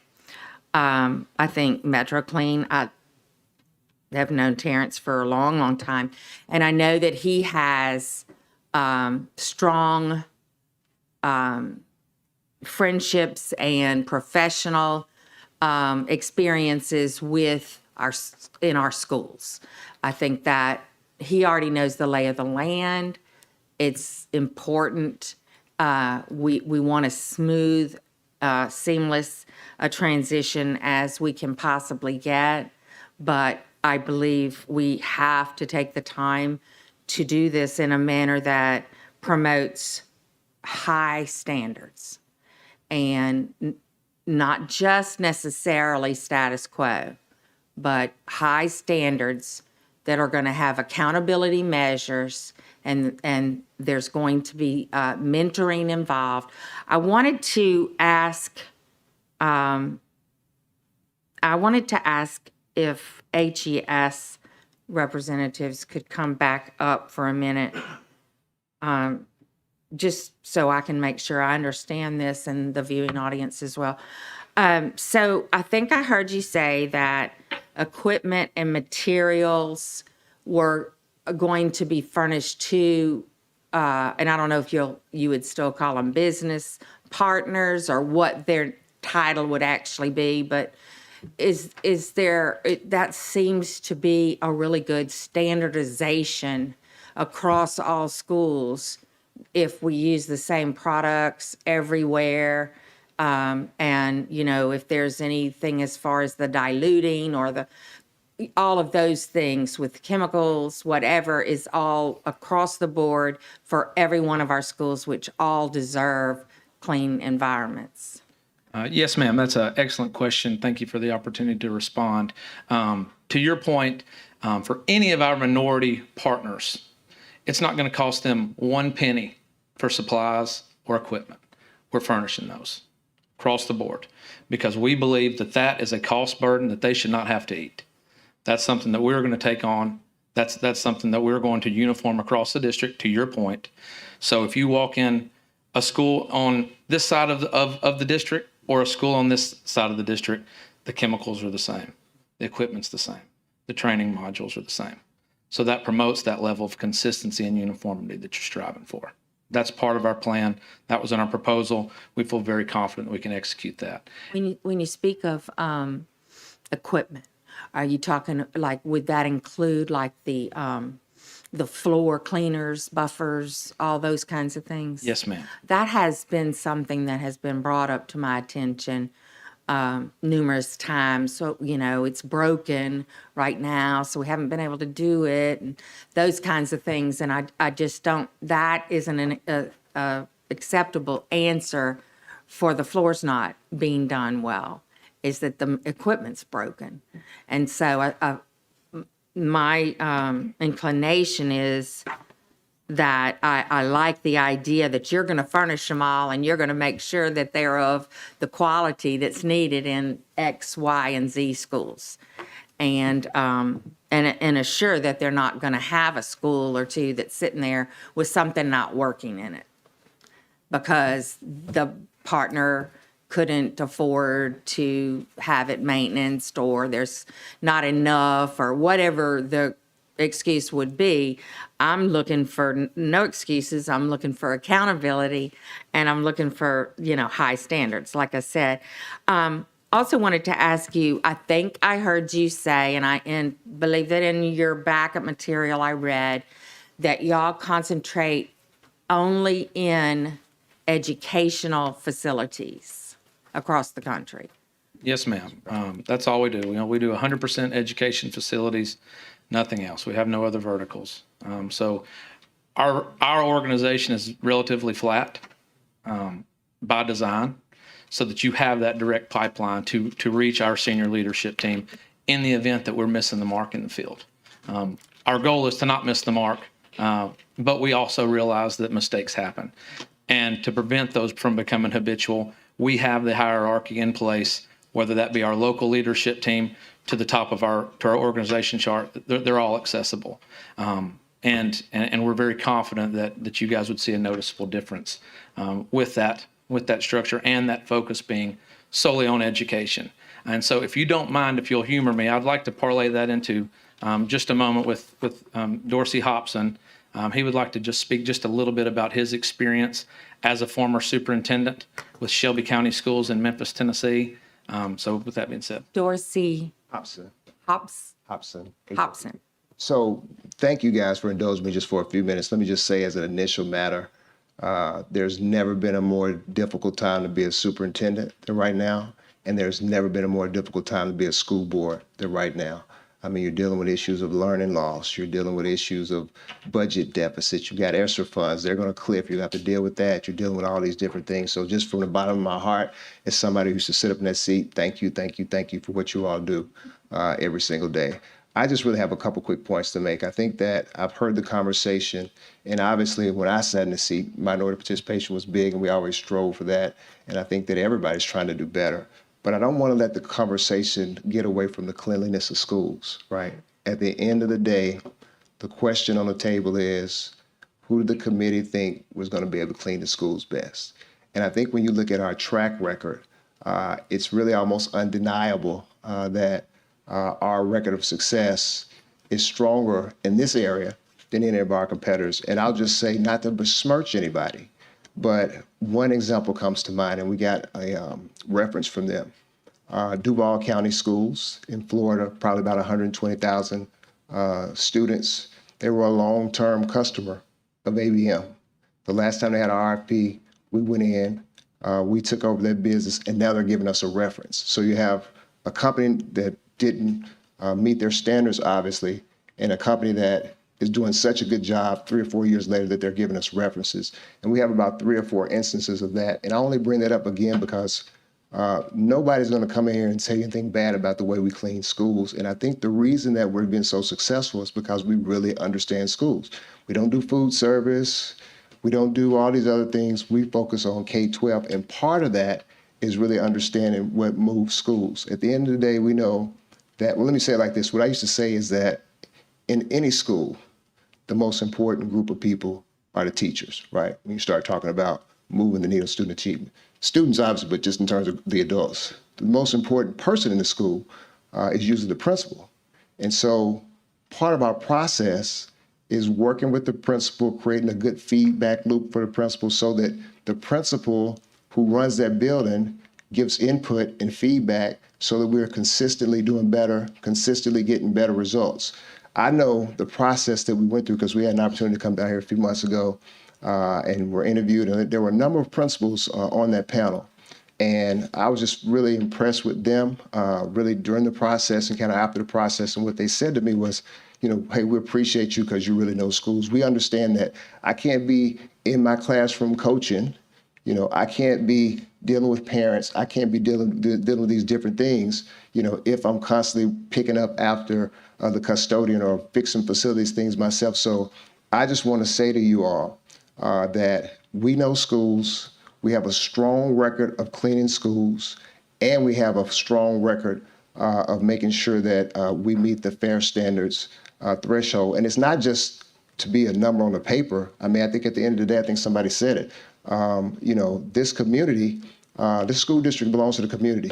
So we want to do all that we can to make sure we partner with the right people to continue to see this community shine, but most importantly, so that you guys reach the very ambitious goals that you've set for student achievement. And then finally, when I put my old lawyer hat on, I can just say unequivocally, we are licensed to do business in the event this contract, we're awarded this contract. And I think the process, the board would authorize the administration to negotiate a contract. So if there were issues with that, then that certainly would come up, but that's not an issue. So at the end of the day, we appreciate the process.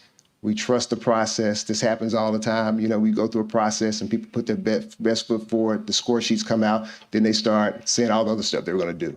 So we respect the process. We trust the process. And most importantly, we're going to make sure that these schools are as clean as they can possibly be. We're going to be a good partner with the community and the principals and the teachers in the entire Folkston part of the school community. So thank you so much for listening to me. And we appreciate what you do every day. Thank you very much. So I think that is all my questions for now. Thank you. Thank you, Ms. Dyson. Mr. Lannis. Yes, I won't be long. I'll try my best not to be. HES, can you all come back up? I had a quick question. What is your 5-year projection? It wasn't inside of any other proposals or anything like that. So I would like to know what's your 5-year projection? Can you give us some numbers? Sure. And so kind of the way we address that is with the realization of the state of the economy and the escalation of supplies and labor and materials, raw materials, fuel, all of those things. I think that it would be very unrealistic to sit here today and give you a hard number for 2027. That's not to say that we can't give you a goal of 2027, but I think that it would be very unrealistic, and I think it'd be very irresponsible to give you a hard number 5 years from now that has any teeth to it whatsoever. But with that being said, a typical escalation that we will ask for is just the cost of living, a CPI increase. Usually that is negotiated and agreed upon in our contracts with the school boards. Usually that lands somewhere in the 3% range, give or take. And ultimately, the board itself has the final decision on whether we get that increase or not. And that's pretty typically how we handle increases on a year-to-year basis. Understandable. The only thing I would say is that, but you gave other projections, like for instance, it says a 1-year local spending projection is approximately 65%. So how are we as a board supposed to know where you're going to come in as spending? That could be absorbent. That could actually be, you all could come in higher than our highest projection right now, given that we don't have any numbers in front of us. So I just want you to understand the concern. That was one of the things that we talked about several times as a board, that we felt we were paying Aramark an exorbitant amount of money. So again, that's why I brought that question up.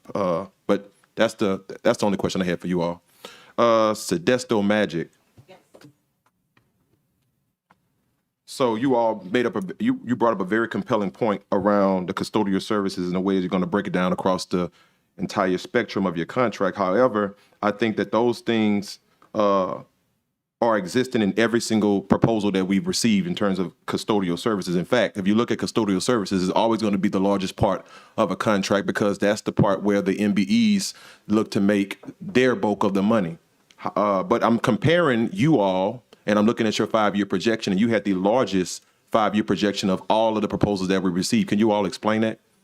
Sure, and I think we can tag team on this one. I think the biggest difference between us and the other proposals is that we make a very market effort to, number one, address the price differential that comes with Amazon coming into the market. And then also the biggest piece is investing in deferred maintenance infrastructure so that you have more equity across all of your buildings. So based on what I've been able to glean from reading articles, looking at the public information on our competitors, no one else is making that commitment.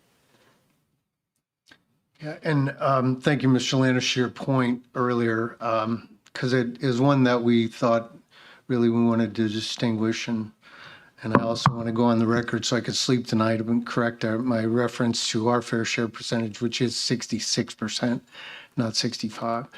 But what we envision related to that is those are the dollar values of our contract price that are committed to those services. We expect it to be fully outsourced, as I mentioned, related to grounds and custodial services. But equally, what we found in our discussions with the Fair Share team is that many of those businesses also have the capability to perform maintenance services. So there's a percentage that we allocated from our maintenance services that would also, is we see that as our opportunity to help them grow their businesses and expand their capabilities so they can compete for other businesses. To your second question, from a 5-year, I can't tell you with certainty tonight that that amount was included in our proposal. If it was, then we stand behind it. But, our typical approach, assuming that scope doesn't change and you haven't asked us to do additional work or to do less work, we generally expect and anticipate that we maintain our price contract increases within the cost of living. So it's a CPI factor, basically. Yes, sir. So Sodexo Magic was created, or it started in California? Yes, it's actually where we're based. Our parent partner, Magic Johnson Enterprises, is based out of California. Our parent partner, Sodexo, is based out of Gaithersburg, Maryland. We, as a leadership team, are based all over the country. Our executive leadership is in Atlanta. We've got some in New Orleans. We've got some in Orlando, as well as other parts of the country. Okay. And I asked that question because I just wanted to be understood that Baton Rouge is not a California. Baton Rouge is not a Maryland.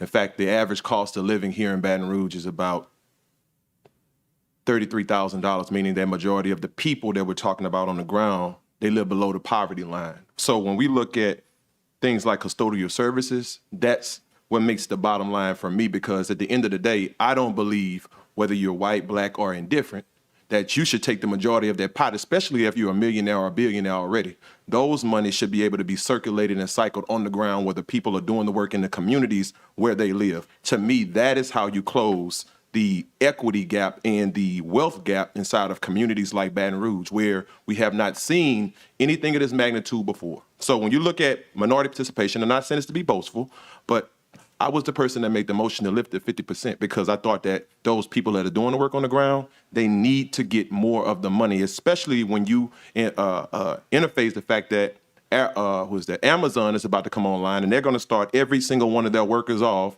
more specifically custodial workers, at $15 an hour. Now, when we talk about cost savings, that's what I look at when I look at all of the contracts across the board. And I'm sorry, go ahead. I was going to say, I'm right there with you. I have so much family off of False River that is struggling every day to make ends meet. So trust and believe, just because we're based in California doesn't mean we don't care about people all over this country. We exist as a result of both of our parent partners deciding that someone in the private sector has to do something to close the gaps that exist. No other company was created with the intention of bringing and serving equity to communities. That is in our manifesto. We serve equity to communities.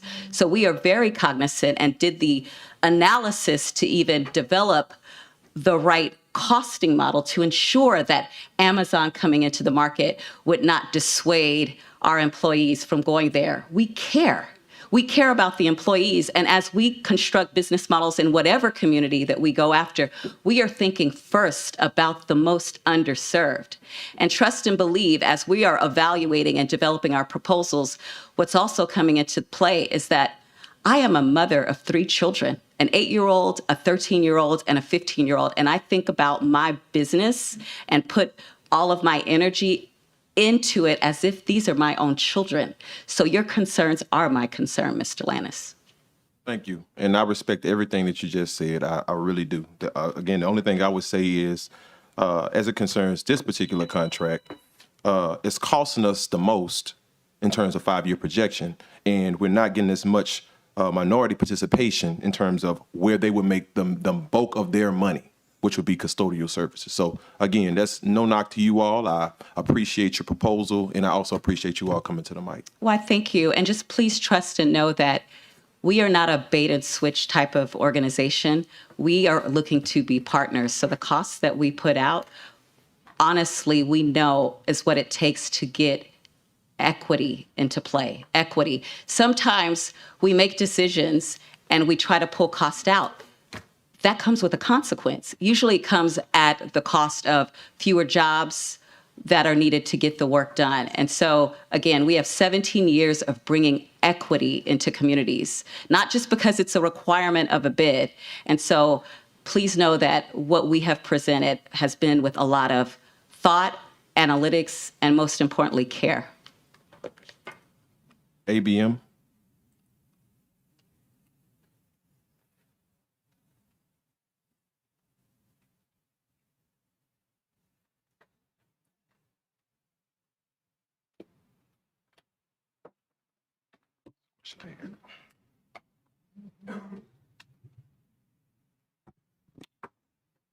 Sorry, trying to get my train of thought. Materials and equipment. Who's going to be responsible for it under your proposal or contract? So we have discussed collectively as a whole that we would unify and have the same equipment, the same supplies throughout the district. Purchased by ABM. Purchased. To be used by our fair share Now, partners. some of the fair share partners may purchase their own. Some we may purchase for them and lease it to them, throughout this contract. However, but we sat down with our fair share partners and said, hey, we want to do what's best for everyone involved. But what's best for everyone involved is that we have uniformity throughout.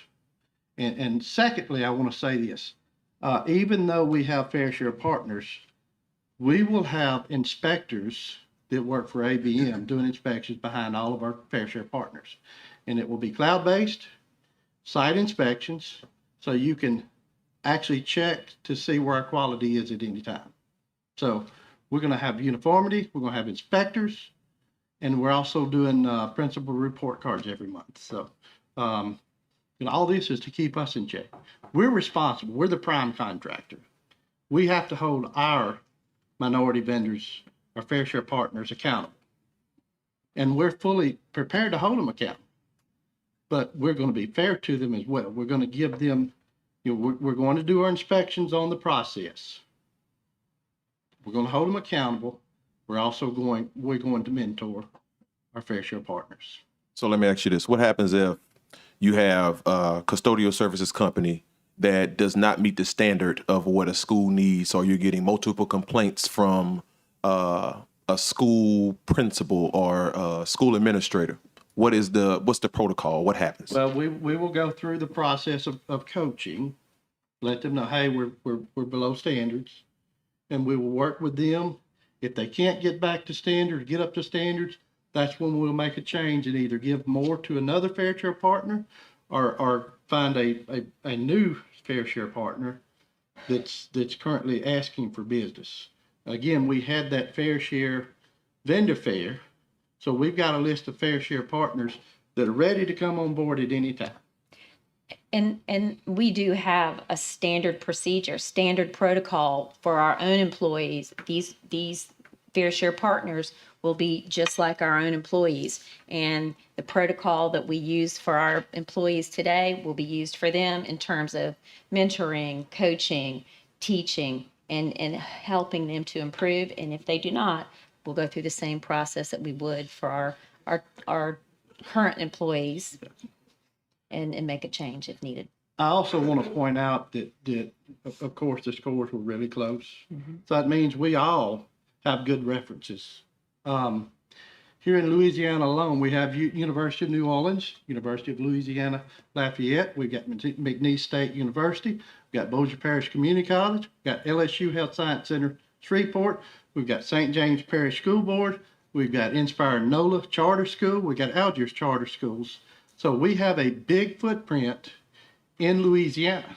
So we've got 4,500 schools nationwide.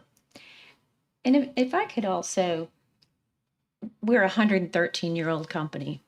We've been cleaning facilities for 113 years, started as a window washing company. We are the education division. Yes, we have other divisions. But every leader, every operator that steps foot in your schools and your buildings all they do is education. The leadership does nothing but education, K-12 specifically. So I really do want to, I want to stress that we aren't doing other things. Yes, we do have other divisions, but these folks, these folks that are here with us tonight, that's all they do. And that's all they have done and will do with you all. Thank you. Thank you. Is that it, Mr. Lannis? Yep, thank you. Thank you, Mr. Lannis. Mr. Godek. Yes, I'll try to be brief. Mr. Williams, hello, could you come up, sir? Couldn't let this go on without having you. A lot of talk, and I just want to provide assurances to the public and to the board. I know a lot of things have been talked about, future price projections and other things. Two things I want to do. One is, could you talk about how your team looked at the cost figures for this year or for the next coming year and the projections? How did you look at those and what did you give value to? Well, let me just be simple. We dismissed cost projections entirely for some of the reasons that have already been stated. In the current environment, it is futile to determine what this service is going to cost next year, much less the third year, fourth year, fifth year. My experience with this shows that we negotiate with the company that we're working with, Aramark or whoever. The work we ask them to do is modified each time. Priorities change. There are very painting projects become important one year. So we ask for work to be done. And so this is not like buying some long-term financed high-dollar item. The cost is going to be different every year, depending on exactly what we ask them to do for us.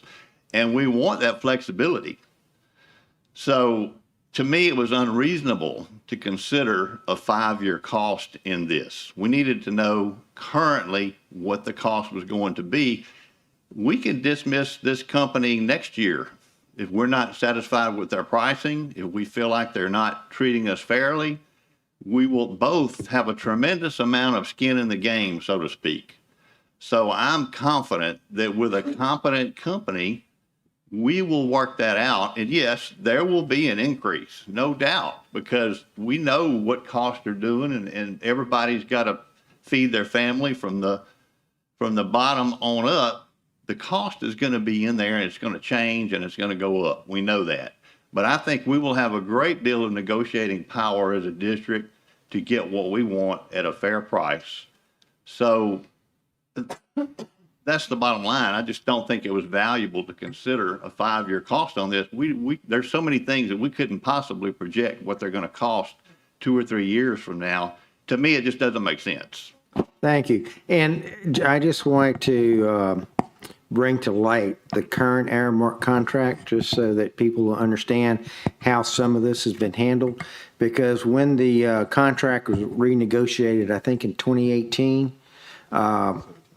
17, I worked some with our consul, Mr. Rutledge, at the time. And if my memory serves me right, what is in there, because one of the things we found is that over time, granted, that was a period of low inflation, and we're going into a period of high inflation, and things change. I remember mortgages at 12%, and now people are freaking because it's over 4%. But one of the things we noticed in there was that a CPI inflator every year was just ratcheting up the costs. So what we have in the current contract, and correct me if I'm wrong, is there is no escalation formula in the contract. And if I'm going to use Aramark because they are the incumbent, if Aramark wanted to apply an escalation to that, they would have to come to us and justify the escalation. And then at that point, we have a month to say either yay or nay. And if we say yes, it goes on with the escalation included. If we say nay, they have a month to accept it or not. And if they don't accept it, the contract gets reopened.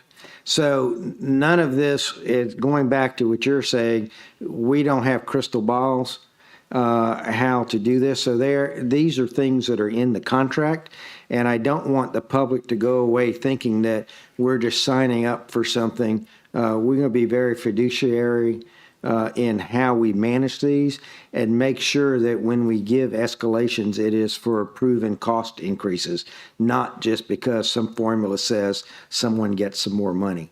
Because that's a quick way. We saw that in Aramark, because if you remember, the Aramark contract went from 28 million to 21 million as soon as we put it out for bid. Most of that increase was because there was a built-in escalation formula, and those don't work in times like this as they go through. So I just want the public to understand that we're not signing off blank checks on any of this. This is people in your department are very talented, and they keep a very close eye on this. And this is something that, as we go through, is watched carefully and managed very carefully in conjunction with the partner. We want to be fair because, like we're saying here, they have to pay the local people and do all these sorts of things. But it is something that is managed, not just on autopilot.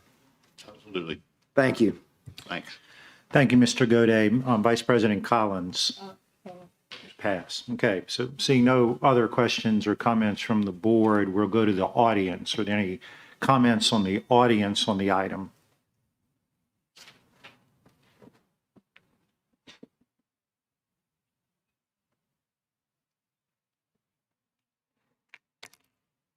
Good evening, Tanya Nyman, 2 kids in East Baton Rouge Public Schools. Y'all will probably not be surprised to learn that I'm not a fan of privatization, even for our facilities management companies.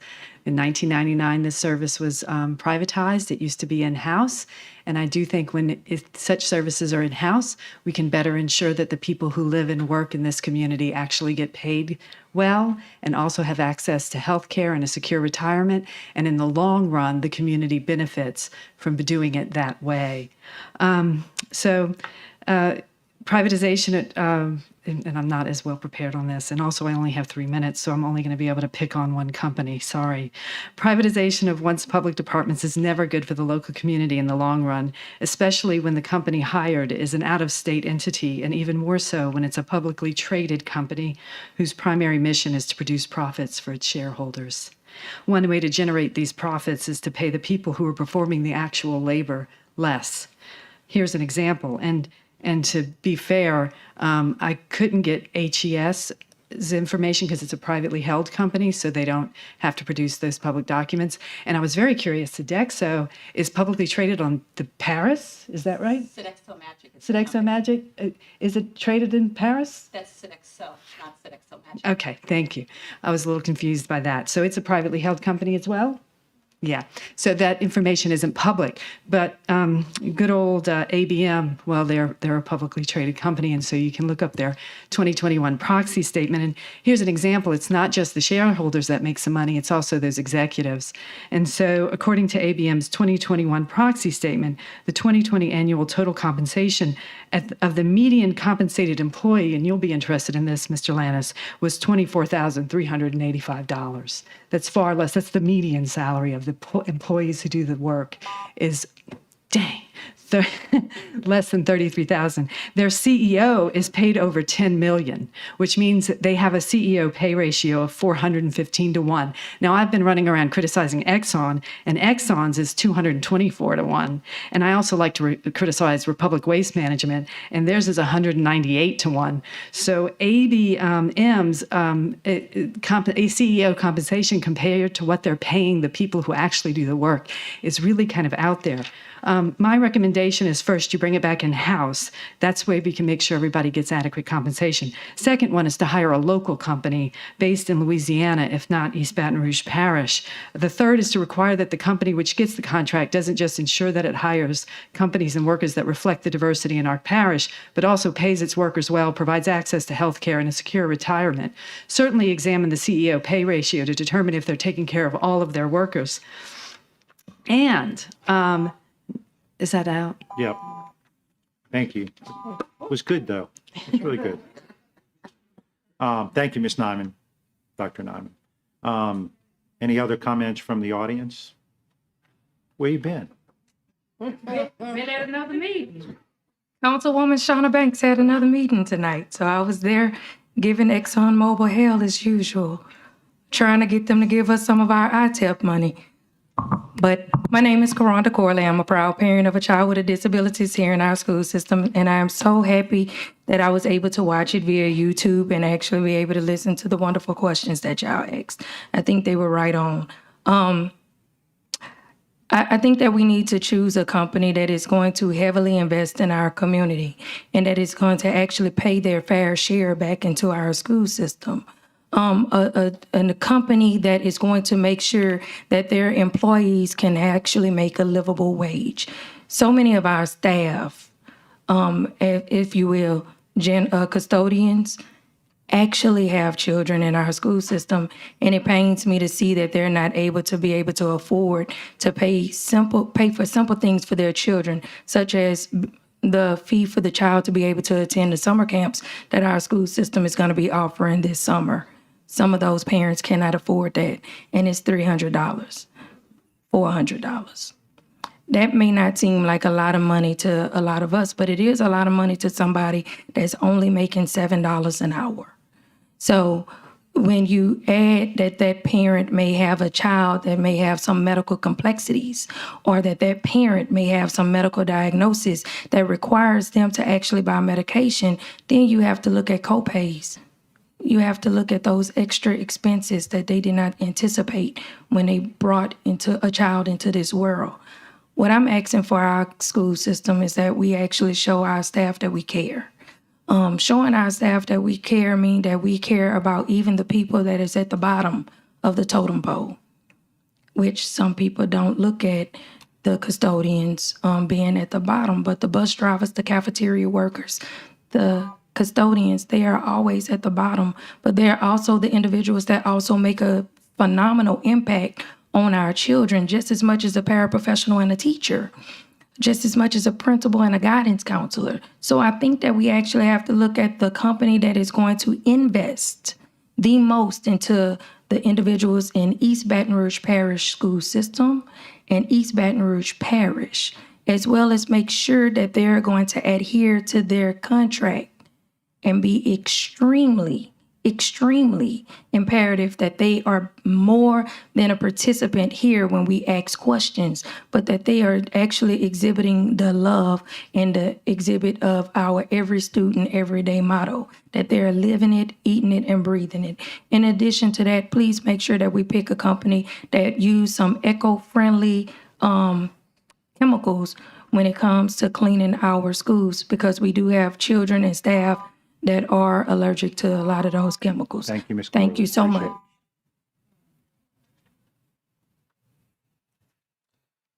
Good evening, board. I unfortunately am not Tanya Nyman, but I will continue the sentiments further. In addition, these out-of-state companies typically subcontract out the actual work after taking their cut. These companies will hire a local company to perform the work. How can a local company afford to do this? By being paid less, and that is what trickles down to the workers. The local companies that actually contribute to the local economy, and the workers must always do more with less, which is, of course, not possible when you have less money.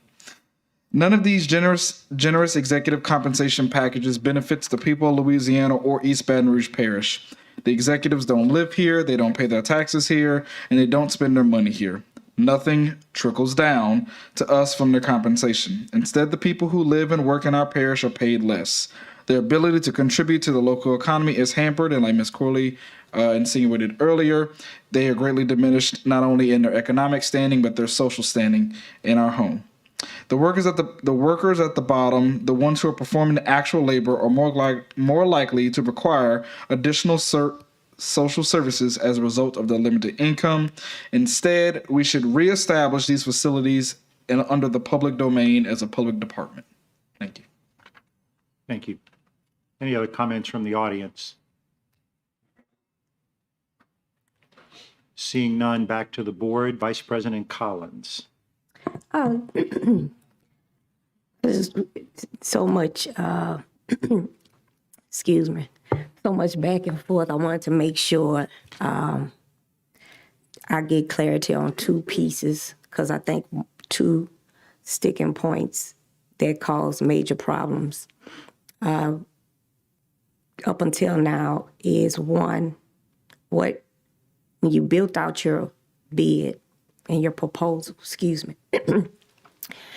what salary for the custodian, what hourly rate did you plan for the custodian to make on day one? Like, let's say you get the contract today. Amazon doesn't start till the fall sometime. So, okay, what is the starting salary, based on today's labor market and pricing, and wages and EBR when you came up with your proposal and your subcontractors have to, or your business partners, have to hire. Okay, and each one can just take a turn. That question, and then the second question is, who owns the supplies and equipment? And whatever order y'all want to go, those two questions that I need to get a better understanding of. Because even right now, the current wages that are not allowable, but the current wages that the custodians make is less than McDonald's, less than Walmart. Last time I checked, I mean, it's already competition, and it's already hard to get strong employees in the current arrangement. So I'm trying to understand in that regard, are we gonna still struggle with the same labor pool? And then one huge irritation of mine, and you may be able to resolve it, is the supplies and equipment in a general contractor, subcontractor arrangement. It has been an incredible irritation for me with Aramark and the business partners for all the stuff back and forth. And one big sticking point was constantly, or has constantly been, I don't have what I need.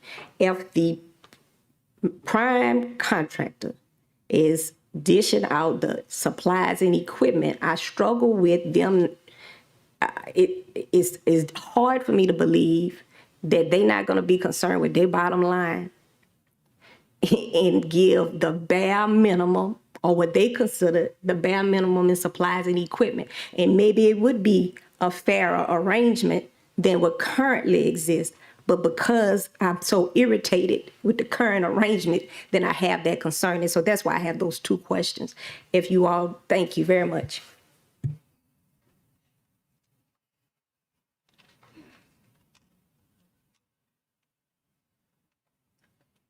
Thank you. And that is a great question. So I am the one that was responsible for all the pricing with my colleagues back here who helped me. When we put together the custodial, and by the way, my background is custodial. I was in operations for 17 years, and then I went to sales. So what we did was we put equipment in by building into our pricing proposal. Not that we were going to use equipment and spread it around, use it at every other place, but each building gets its own equipment. It gets low speeds, wet vacs, it gets scrubbers, it gets buffers, it gets maids carts. Everybody gets their own equipment. Now, in our meeting with the Fair Share partners, we said, we don't know your financial situation. So we said, okay, we can look at contracts where you purchase everything and you just, we pay you one lump sum, or we can purchase your equipment and lease it to you. So you'll take care of your equipment while it's under your contract. So we've got equipment for every school. We're not we don't have to use it between schools. We've got equipment there. So, now we did decide as a group, and we sit down collectively, we did decide that we would have the same equipment, same AIDS cards, same soap, same paper towels, anything that we can make available throughout the district, we will. Now, some of the schools now may have different kinds of paper towels. They may have different kind of tissue holders. So it may take a while to get those transitioned, but we plan to transition it with, of course, with approval of the district.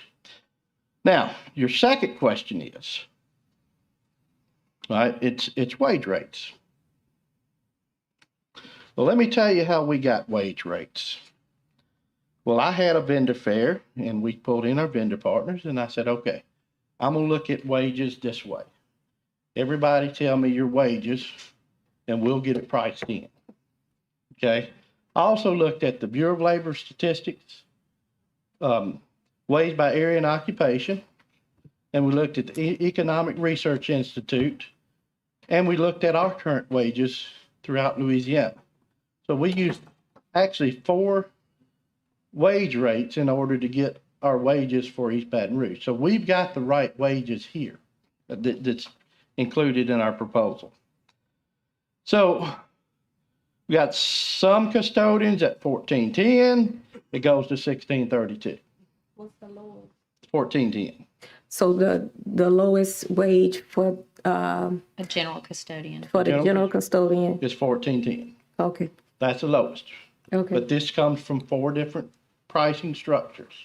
Okay. Again, Economic Research Institute, Bureau of Labor, wages by area and occupation, our own, and then our vendor partners.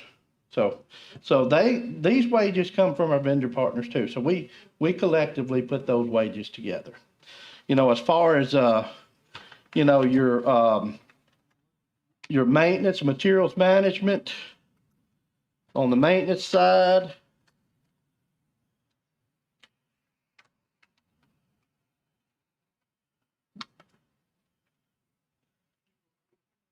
our lowest wages in maintenance, our lowest wage rate, and that's for handyman, it goes from 15 and it goes all the way to $32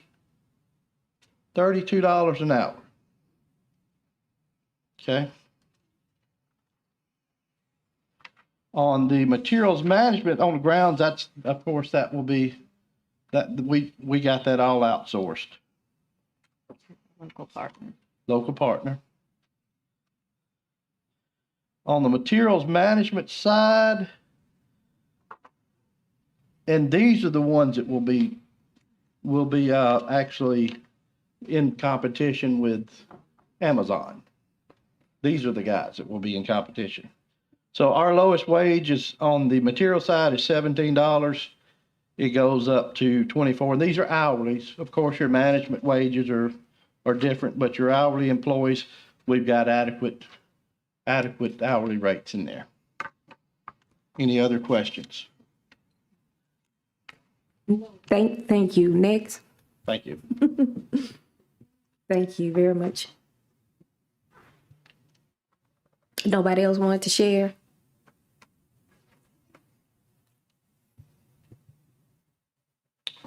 Adam Miles with HES again. Excellent question. And I'd kind of like to answer it in 2 parts.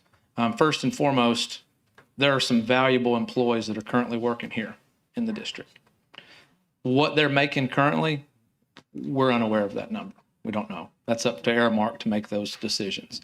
But what I can guarantee you is that no one that comes to work for HES is taking a pay cut to come work for us.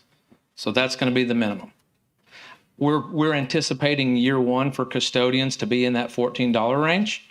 That's from general cleaners, supervisors, floor technicians, day porters, all across the board. But did you build the wage into your proposal? Yes, ma'am. So when you built your proposal, what's the wage? We're anticipating a $14 average wage. And that's in the proposal, you saying? I think we gave a matrix I think we gave a sliding scale because, again, we're prepared to stand behind our price, but we don't know what the current employee pay level is. We don't know what percentage of those custodians are going to be recommended. If it's 20% of them, that number may be lower. If it's 80% of the custodial staff and everyone's making $14 an hour, that's going to raise that wage rate. So What's your range you got? So you trying to be flexible. So what range did you roll Sure. with? So what we did is an industry study as well. So we polled Glassdoor, Indeed. We even did some local research with what's Chick-fil-A paying, because usually they're the high end, and then you got the McDonald's and the Taco Bells that are kind of down there on the lower end. So we always try to align ourselves with what the Chick-fil-A's are paying, as opposed to the McDonald's, because in our opinion, we feel like that builds a level of a little bit of ownership, and we find that flexibility, that threshold, when you pay them enough money, it becomes more of a career rather than a job. And so that's what our goal was with the $14. Now, with the maintenance technicians, they're high. A lot of these are skilled tradesmen that are well north of $20. In the landscaping, we intend to contract that as well, but that's going to be in the high teens, close to 20 as well. I'm sorry. Sorry, go ahead. In your proposal, you gave a range, and the range is what for custodian? I'm not certain what we proposed. All right. But Okay. I do know what, putting on the pen to paper with the pricing workbook, that we anticipate that number to be at or around $14 based on just industry standards, market evaluations. And then I believe part two of your question was regarding supplies and equipment. Yes. To simplify it, we're buying all of it. We're not Okay. leasing it. We're not doing any of that. So we intend to absorb 100% of those costs. We don't want our local partners to have to fight buying items at a different cost than what we may buy them at. So we take on that cost 100%. Thank you very much. So we were very thoughtful about pricing this so that Amazon would not be a question. So when we look at the average of what our custodians would be making, it's at minimum 15, because that's what it takes to compete with Amazon. Now, when you think about the fact that, especially with the Fair Share Partners, they've got extensive experience doing this, then you're looking at increasing that wage based on their level of experience. But there are other roles within our facilities management solution that far exceed even that $15 average, and I'll let John share more. Sure. On the maintenance side, materials management, our minimum wage rate begins at $18 and exceeds 23 on the high side. Our skilled trades personnel, our minimum wage rate will be 20, and the high range is slightly above 28. My memory's right, depending on that position. Then on the, it is a comprehensive package. It's not just a wage rate issue. They also are eligible for paid time off. Most of our employees in their first year receive 10 days of PTO, typically used for vacation. They're also eligible for 3 to 5 days of sick and personal as well. And then at the 5-year increment of their years of service, that 10-day escalates to 4 weeks of eligibility for PTO. Okay, and for clarity for myself, custodian 15, skilled is maintenance? Correct. Skilled Is trades. maintenance. Right. So when you said the 18, I'm just trying to, okay. And Yeah. then grounds, If I may, they're on 2 points. Okay. On the first one, to Custodian. distinguish that, Okay. on materials management, warehouse, delivery, logistics, that type of work, that's the 18 to 24 range. okay, And then for the skilled trades work, it begins at 20 as a minimum and a high of Okay. over 28. okay, Okay. okay, all right. So different way y'all look at it, okay. Okay. And then the supplies and equipment? Want me to start that? Please. Sure. We had a really collaborative discussion with the Fair Share partners around this very topic. And quite frankly, what we heard from them about the current experience and the way their schools are cleaned today, it does not surprise us that you are dissatisfied with the service that you're getting, and it's really not through their fault. They're allocated supplies, they're allocated equipment, they're dependent upon the general contractor, if you will, or the prime for the repair of that equipment and the inventory of the supplies that they receive. The discussion that we had with them was that we had to have standards. Our proposal is premised on an equity approach for all schools so that cleaning is done the same at every school in the district. So we wanted to standardize the supplies. We would do that with them. And the same on the equipment. What we offered to them on the equipment side was that they could own it. They wanted it was really important for them to own that and the supplies. We agreed with that. We would open up our supply chain for them for those purchases to ensure that we had the right standard.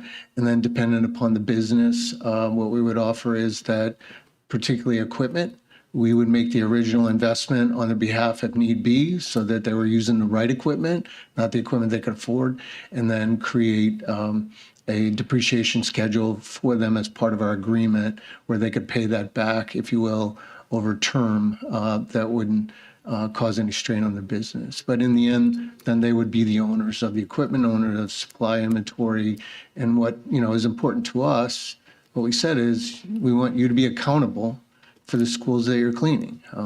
That's our expectation. That's what we'll measure. We want to make sure that you have everything you need in order to assume that accountability.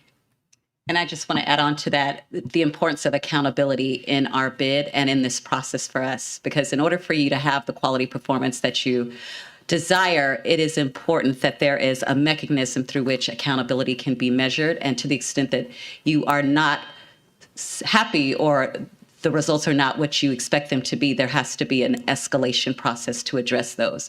The way that we have designed our solution is with that in mind and establishing KPIs such that whether we're talking equipment in the case of what John is talking about, or we're talking about the status of grounds, there is a system for accountability and for goal setting so that there is continuous improvement. Thank you. Thank you, Vice President Collins. Mr. Shamlin? Yeah, I'll jump in for just a second. Ms. Collins was asking questions about the impact on our business partners. I want to remind everyone that when we negotiate the contract, it just help us to reorient. I'll be negotiating the contract with the provider we select tonight. The business partners also have the ability to negotiate a contract as a subcontractor, which might impact some of these factors and some of the things you're asking for. So I just want to kind of remind you as you ask questions, a lot of this will fall into if I'm a business partner, I'm negotiating my own contract to get the best deal I can. So I just want to remind you of that. Okay, and I'm clear on that part. I know that part of the bidding process is that they reach out to subs to get a feel of those types of things so they can give a reasonable proposal. So, but I'm glad you mentioned that so that the public can be very clear. Thank you, Mr. Shamlin. Thank you, Vice President Collins. The board is clear. We're voting on the substitute motion by Mr. Ballou and Ms. Dyson to select HES as the Facility Management Services Company. So, Madam Secretary, please conduct the vote. Oh, yes, conduct the vote. Please vote.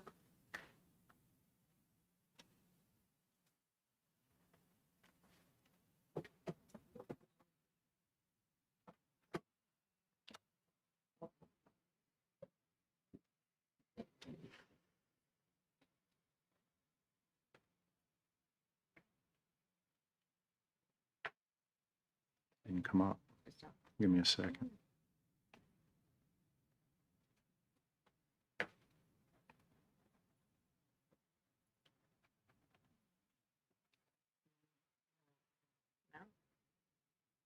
Oh, I had to go. None of y'all have any?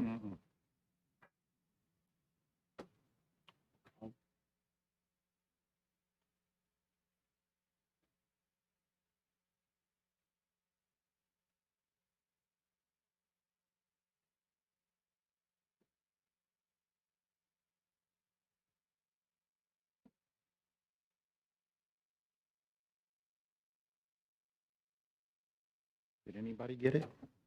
No. I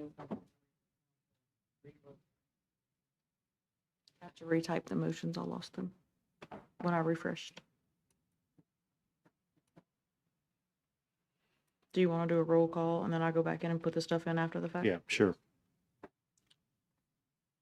District 1, Mr. Blue. Yes. District 2, Mr. Lannis. No. District 4, Vice President Collins. Nay. District 5, Ms. Ware Jackson. No. District 6, Ms. Dyson. Yes. District 7, Mr. Gode. Yes. District 8, Ms. Bernard. Yes. District 9, Mr. Tapman. Yes. Motion carries. Motion carries. We now move to item H1, consent agenda. Ms. Ware Jackson.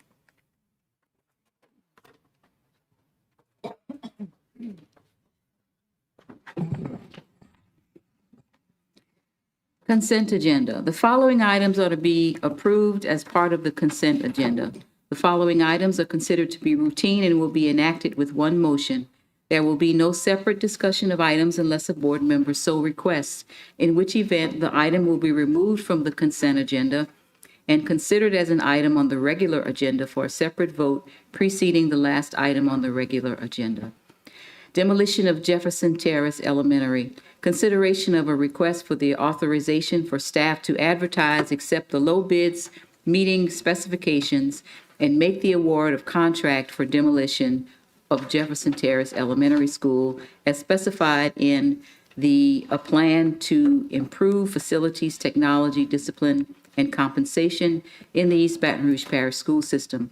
The plan, as revised through February 22nd, 2018, or reject any and all bids for just cause in accordance with the Louisiana Public Bid Law, Louisiana Revised Statute, Title 38, Chapter 10. Professional services contracts, exceptional student services 2021-2022. Consideration of a request for the approval of the professional services contracts between the East Baton Rouge Parish School Board and the following. A, Egan Healthcare Corporation, DBA Egan Oshner, HCBS River Parishes, in the amount of $11,000 to provide LPN nursing services to EBR students as directed by the student's IEP, Strategic Alignment, Student Achievement, Funding Source, IDEA, Part B. B, Pediatric Services of America, DBA Aviana Healthcare, in the amount of $29,000 to provide additional LPN nursing services, Strategic Alignment, Student Achievement, Funding Source, IDEA, Part B. Professional Services Contracts, Exceptional Student Services 2022-2023. Consideration of a request for the approval of the professional services contracts between the East Baton Rouge Parish School Board and the following. A, Pediatric Services of America, ABA Aviana Healthcare, in the amount of $552,000 to provide LPN nursing services as directed by the Student's Individual Education Plan, IEP. Strategic Alignment, Student Achievement, Funding Source, IDEA, Part B. B, Chase Healthcare, in the amount of $87,000 to provide LPN nursing services as directed by the Student's Individual Education Plan, IEP. Strategic Alignment, Student Achievement, Funding Source, IDEA, Part B. C, Turner LLC, in the amount of $621,000 to provide LPN nursing services as directed by the Student's Individual Education Plan, Strategic Alignment, Student Achievement, Funding Source, IDEA, Part B. D, Audio Optical System of Austin Incorporated, in the amount of $74,892 to provide a comprehensive text-to-speech integrated literacy solution that will benefit EBR students that have difficulty independently accessing their curriculum materials. Strategic Alignment, Student Achievement, Funding Source, IDEA, Part B. E, Adaptive Solutions and Sherry Hollingsworth, in the amount of $20,000 to provide assistive technology assistance services to EBR students that display severe communication deficits. Strategic Alignment, Student Achievement, Funding Source, IDEA, Part B. F, Dr. Kashandra L. Williams, LPBCBA D NCSP, Sundry Behavioral Services in the amount of $60,000 to provide applied behavior analysis ABA services to EBR students that display severe autistic behavioral issues, as well as training for ESS staff and teachers. Strategic alignment, student achievement, funding source, IDEA, Part B. G, Deaf Resources Center of Greater Baton Rouge, LLC, in the amount of $80,000 to provide sign language interpreter services to students with disabilities, hearing impairment, strategic alignment, student achievement, funding source, IDEA, Part B. 5, litigation. Consideration of a request for the approval of the recommendation from Gwen Shamlin, General Counsel, EBR PSB, in the matter of Shawanda Spears versus East Baton Rouge Parish School Board et al., docket number 699344, Section 23, 19th Judicial District Court, East Baton Rouge Parish, East Baton Rouge, State of Louisiana. B, Elizabeth Flores versus Berkeley Insurance Company et al., docket number 691862, Section 25, 19th Judicial District Court, Parish of East Baton Rouge, State of Louisiana. End of consent agenda, and I so move. And I have a second. Mr. Baloo. Any board members wish to pull an item? Number 3. Any other board members wish to pull any other items? 2. Is that what you're in the queue for, Mr. Ware Jackson? Okay. Any other items? Seeing no others, we are now in the consent agenda, and we're doing 1, 4, and 5. You're up on the, you want to speak now? Okay. Seeing no questions or comments on the consent agenda 1, 4, and 5, we go to the audience. Any comments on the consent agenda items 1, 4, and 5?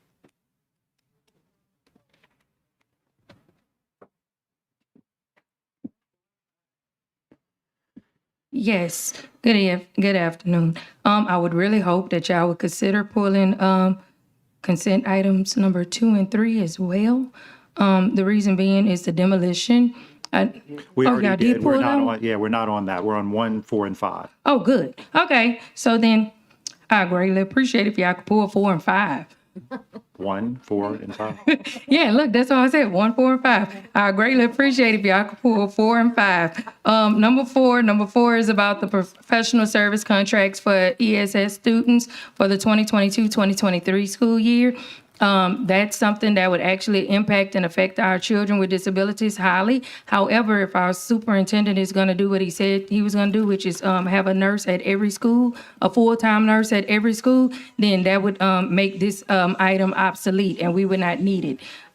As far as then, your favorite child is Roman.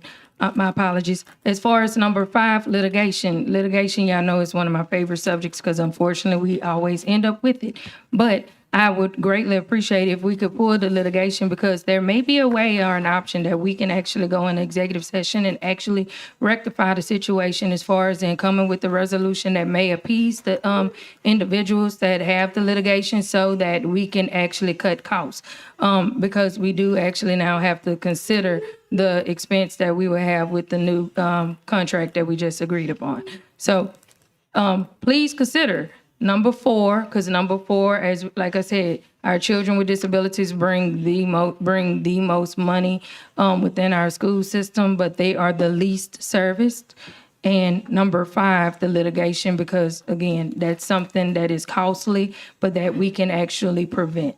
So please consider that, and I yield the rest of my time so that I can use it for when we come back to the mic. Thanks. Thank you.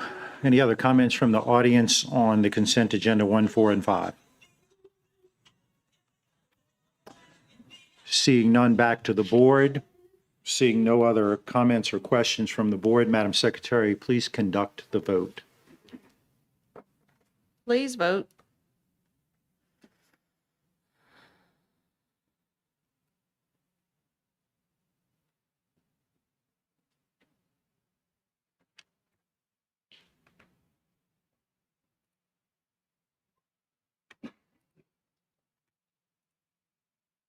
The motion carries.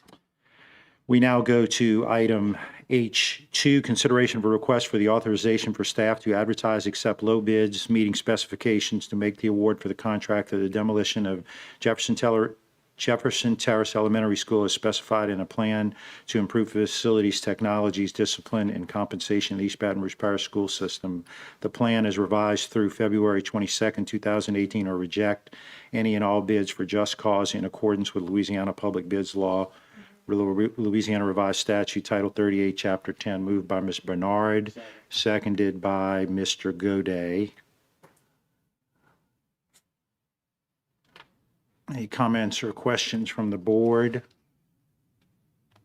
Ms. Ware Jackson. Yes, thank you, President Tapman. I would like us to consider delaying this action. I don't know what the urgency is in this, but I know that we're looking to do a comprehensive plan around a lot of our buildings and our programming. And I think that we may be overlooking something if we move too quickly on this. I don't know if it's not going to interfere with the building of the new Jefferson Terrace. So I would just ask that we would delay this so that we could look at this a little closer and also check to see what kinds of, if there's anything that that would prohibit us from selling this property later or would have any kind of restrictions on what we could possibly do with the land once this school is torn down. So I would like to make a substitute motion that we would delay this for at least a month to look at this a little closer and find out what the plan is for our comprehensive plan to see where this might fit into that. We have a motion. Do we have a second?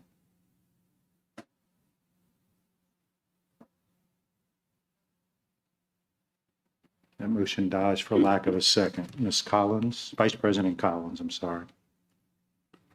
So I had a question, and that's why the question is one of my favorite constituents, because a couple of them will be watching. So one of my favorite constituents, I can't say just my favorite constituent, called and had concern around the demolition and et cetera. I thought I recalled when Jefferson Terrace came up during the tax plan that was specifically part of the tax plan to demolish it. Is that the language? I'll let us, but this isn't the current tax plan. This is the end of the last tax plan. That ended in 2018, but I'll let Mr. Shamlin maybe erase. But wouldn't, oh, yes, okay, It yes. was the one Ms. Dodson would have been on the board for. We Because were the not. board, It was the second to last or last project. Last project in the previous tax plan. the new school, The new school and and along with it, the demolition. That was done at the same time. Yes, That was the ma'am. language. Throughout the tax plans, historically, anytime we replaced a building, like built a new school in place of an old one, CSRS builds into the project cost the demolition. I had Ms. Anderson look into that for us to verify it. Okay, We will list demolition specifically when it's a building that does not get a replacement. So if we have a school that currently exists that needs to be demolished and the tax plan called for it, it's listed as a specific project. But in this case, anytime we build a new school in place of an old one, the demolition of the old one is built into that project. And so this was at the tail Okay. end of the last tax plan. And my understanding with Ms. Lopez is that money now sits it's sitting there waiting to be used to do this. okay. All right. And and I'm not asking these questions to like just be, I'm not against the item, but since my constituent asked, there was discussion around maybe some break partnership or something because they they had property right next to it. Yeah, I'll speak to it a little bit. When we went in, I was not on the board when the tax plan was passed that built the Jefferson Tower, so I can't take credit for that. But I was involved in the building of it. When we went into the community, and I know some other board members came, I know Ms. Bernard came to some of the community meetings, there was grave concern in that community about the traffic because we were going from an elementary school to a larger configuration in a larger building. And so part of what the community really asked us for was to not put another facility in that neighborhood because of traffic concerns. And so that kind of is the bigger part of it. Now, there is a Breck Park, to your question, that is immediately adjacent to it, and I would love for them to buy it from us or to offer to buy it from us because I know also in that community, there's a lot of people that would like to see that park expanded because the park, as it was originally put in that neighborhood, the neighborhood was a lot smaller. There's been a lot of building back there, and so there's a lot more people in the community. But there's been an initial conversation with Breck about it, but there's nothing solid because we're working with Breck on so many other projects right now. But my hope would be we could get that back into community use and somehow either sell it to Breck or lease it to Breck or do something to make that something that the community could use, but we're not quite there yet because we've been working so hard with Breck on the South Baton Rouge High School and the South Baton Rouge Elementary School. We're sort of focused in on that. The other thing, the condition of the building, as I appreciate it, is it is gutted, correct? Yeah, it is. I think all the HVAC and AC, electrical, and I mean, you may speak to it. Yeah, it's been prepped for demolition, which means plumbing, wiring has been stripped from it. So the building is just a shell right now. And CSRS can confirm that if needed and speak to it, unless she's still here. No, just don't go down that rabbit hole because then my call gonna be, why was it prepped for demolition before we voted on the demo? So just let that go.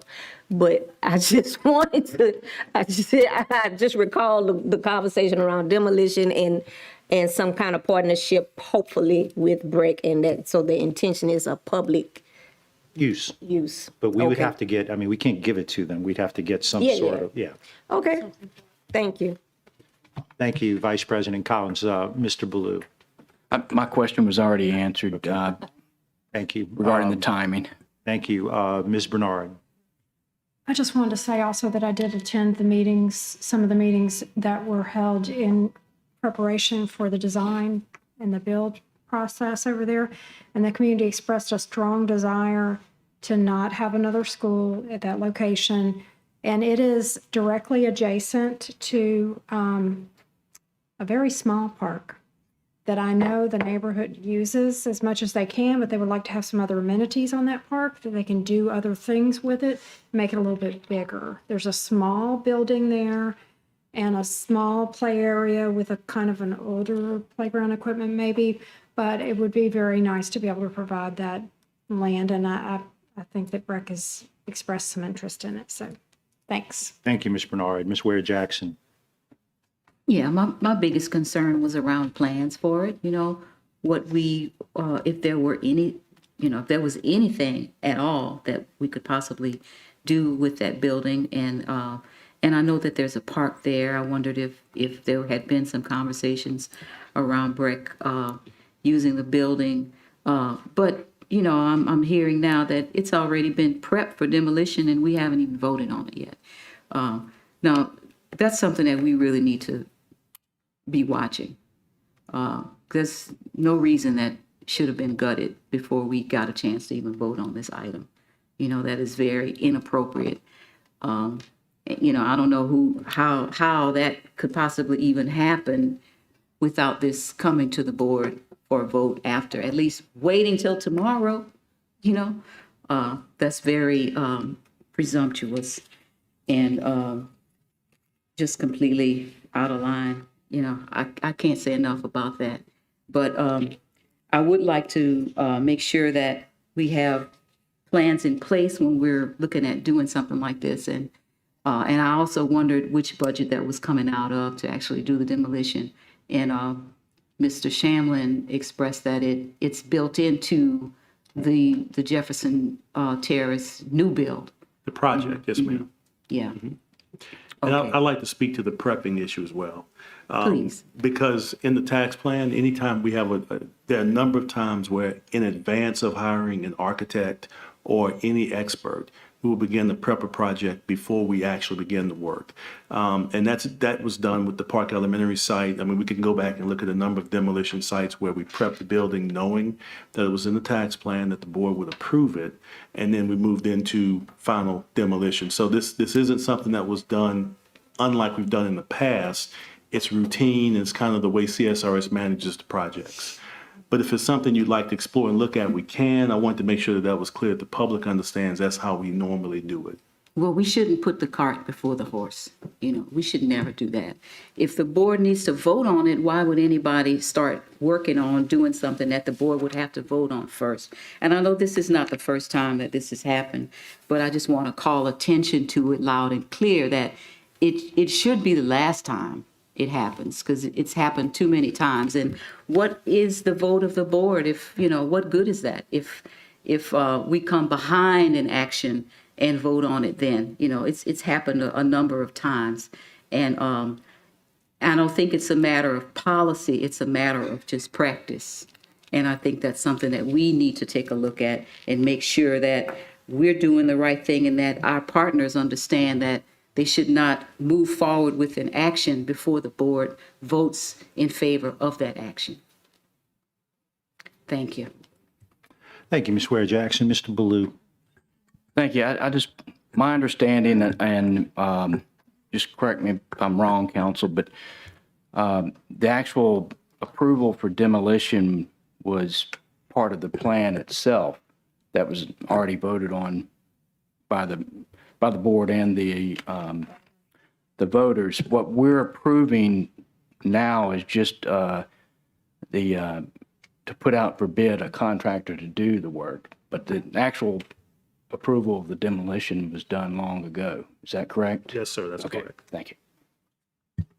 Thank you, Mr. Baloo. So, seeing no other comments from the board or questions at this moment, we'll take comments from the audience on the demolition of Jefferson Terrace Elementary.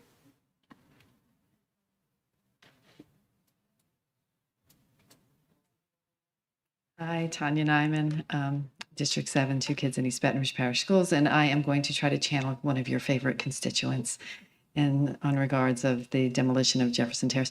It is kind of curious to me. I almost wonder if people understand that this was a little unique in the sense that there was land donated, right, for the new site. That new site isn't on donated No, we bought land? it. We bought it years ago, decades ago. Okay, but it was sitting ready for the It was empty, but construction. we owned it. There was a misconception that it was donated, but that was wrong. Okay. Yeah. Glad to learn that. Yeah. But that was the only thing that I was, in terms of the demolition being built into a price, it would seem natural that if you were building a new skill building on the new site, that would be part of the built-in pricing package, and that may be also part of the confusion. If it was indeed voted on with the understanding that it was going to be built on a separate site and then the original building was still going to be demolished, then of course that would make sense. But it would seem, I would say that investing in publicly owned infrastructure so that it can be there for future generations is very important. If the community is growing, there's a lot of development going on in that area. And so they may actually be singing a different tune in generations to come as their demographics change, and they may want like a little elementary school there and to be able to put that there. And so at the very least, exploring the opportunities of investing in a building that already exists is good, but at the very least, holding on to that land so that it remains a viable option for the school board seems really important to me. So, if in the meantime you just lease it to Breck so you can yank it back whenever you want it, that might be a good option. But my thing is, y'all know the difficulties you've had in finding places to build new schools to accommodate the population. So please do not give up your most valuable asset, which is that real estate. Any other comments from the audience?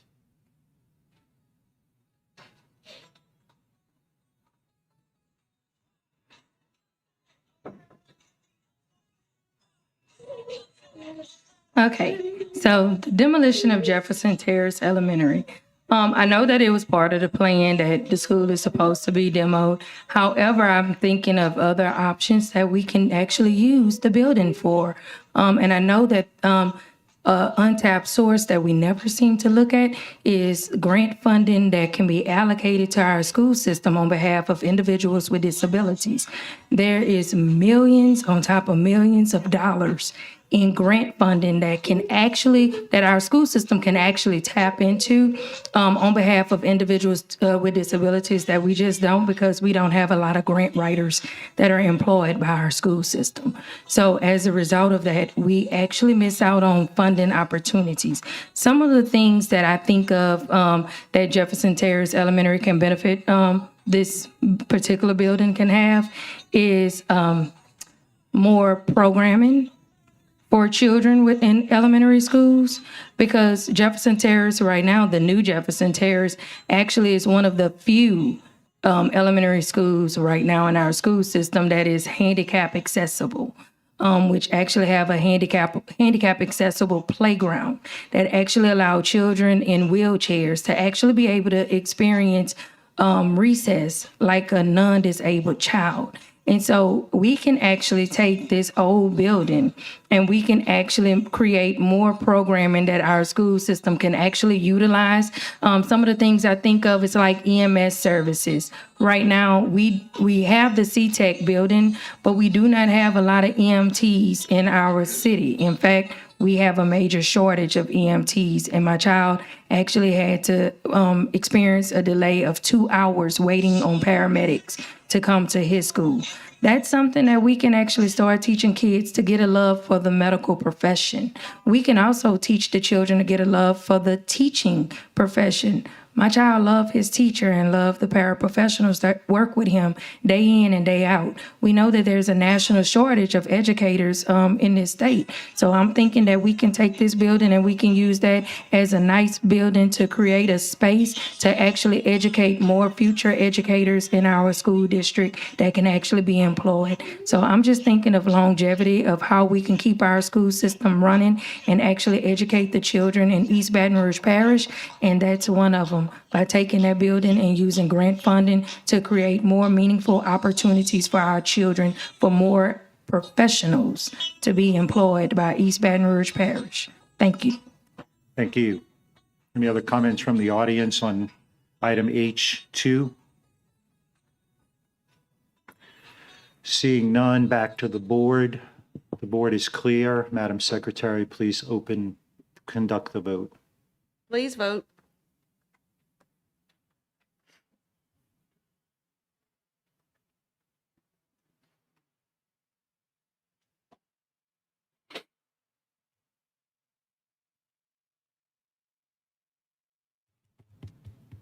The motion carries.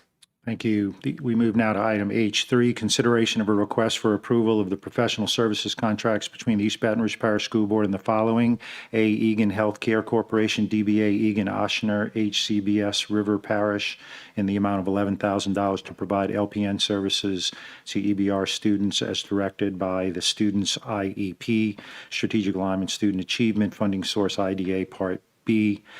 B, Pediatric Services of America, DBA Aviana Healthcare, in the amount of $29,000 to provide additional LPN nursing services, Strategic Alignment Student Achievement Funding Source, IDA Part B. Do I have a motion? Moved by Vice President Collins, seconded by Mr. Ballou.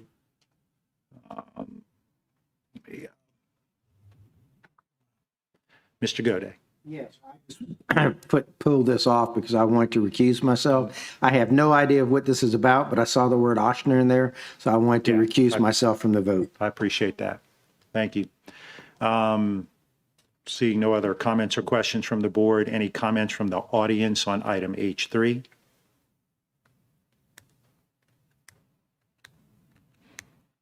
Seeing none, back to the board.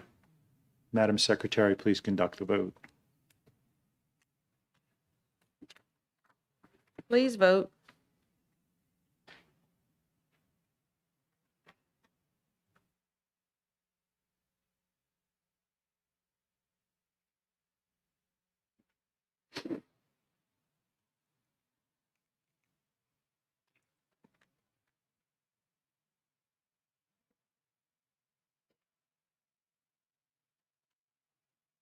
The motion carries. Thank you. We move now to item new business, I-1, consideration of a request for the approval of a resolution providing written notice to the Board of Commerce and Industry outlining the East Baton Rouge Parish School Board's recommendation to the board regarding Stupp Brothers, Inc., DBA Stupp Corporation, noncompliance with industrial tax exemption program contact. Mr. Shamlin, do you want to hit this? Yeah, I think is Mr. Miller here? Donnie Miller? I invite him to come up. He can give us a little more detail. There's a resolution basically presented to the board regarding non-compliance on the ITEP item. He can give us the details and then we can speak after he presents.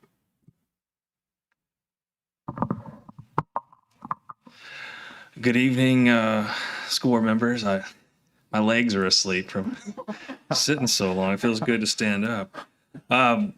So tonight I've got representatives from the company and their consulting firm with you to answer any questions. But this is a company that's gone through the ITEP process with you, that's trying to navigate the system, which is a system that's a little unclear. So we're doing this process in reverse in a sense where typically this item would go to the Board of Commerce and Industry, and ultimately the board would kick it back down to the school board, Metro Council, and Sheriff's Office, and then it would go back to the Board of Commerce and Industry. So we're trying to skip a step in this sense and save everybody some time by coming to you all first to talk about this issue of being in non-compliance. I'm happy to answer any questions you have, but I mean that's at the root of it. This is a reverse system in the sense of how we typically look at ITEP programs. But I'll pause there unless you guys have any detailed questions. So what is the recommendation, Mr. Shamlin? I believe, Mr. Miller, the recommendation is no action be taken. Is that correct? That is a recommendation that, again, has to be offered by the board. But yes, that would be my recommendation. Is there a motion? I'll move. Moved by Mr. Baloo, seconded by Mr. Goday.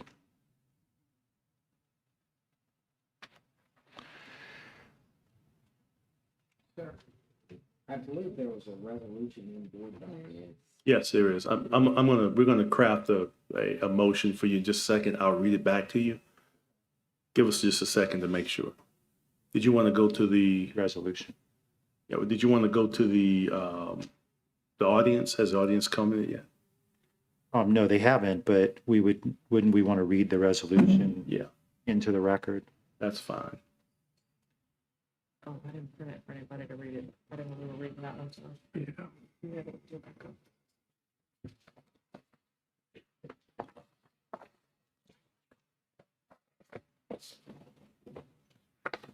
All right, I have it.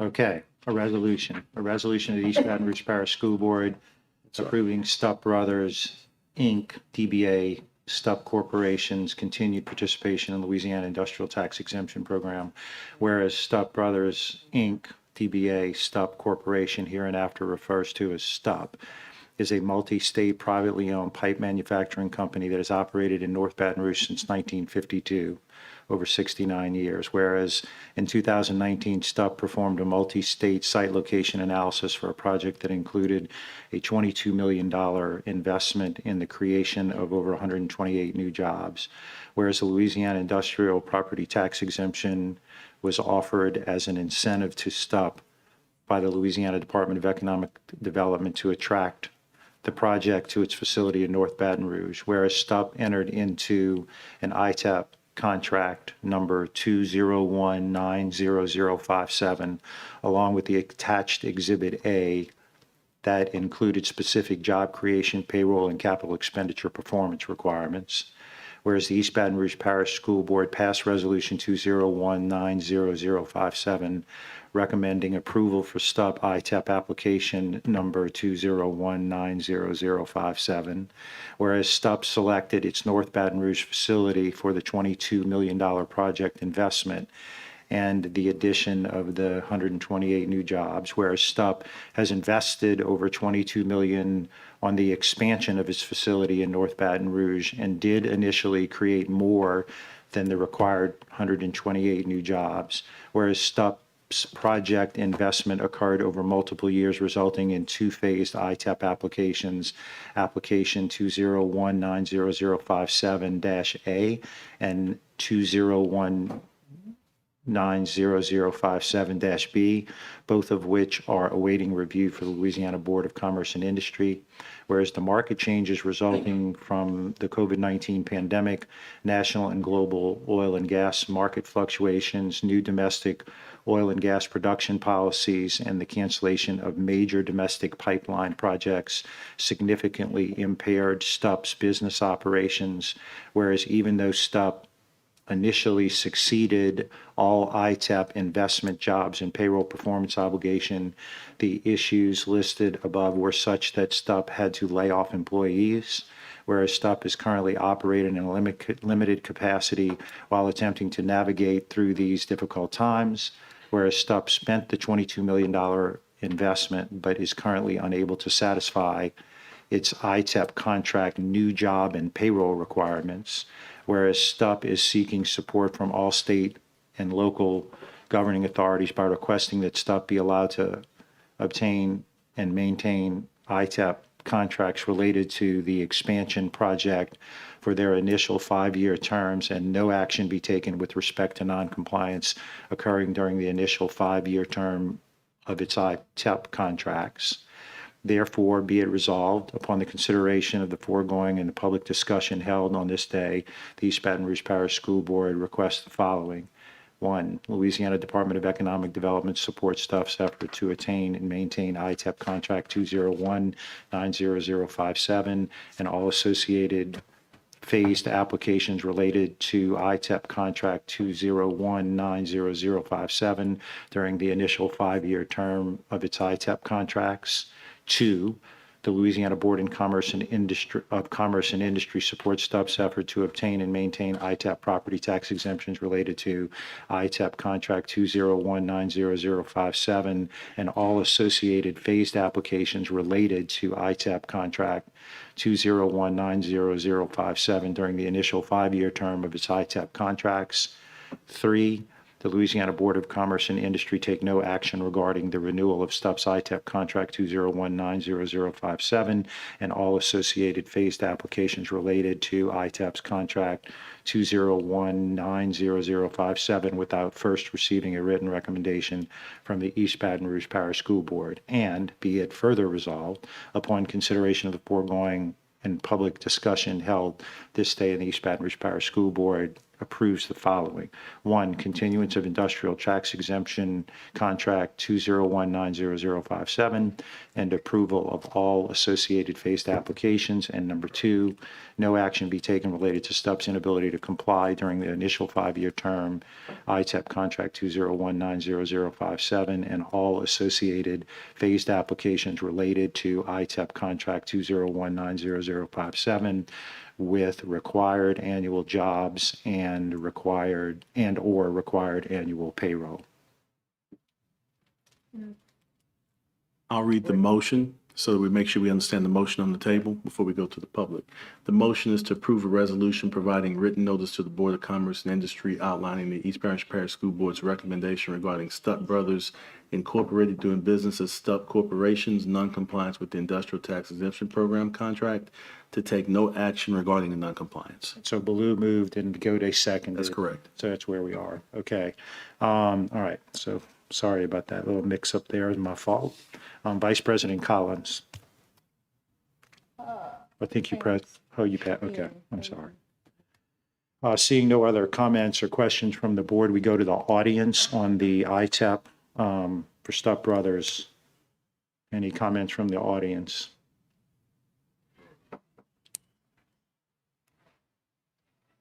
Okay. So, too many times before we've granted a lot of companies ITEP exemptions.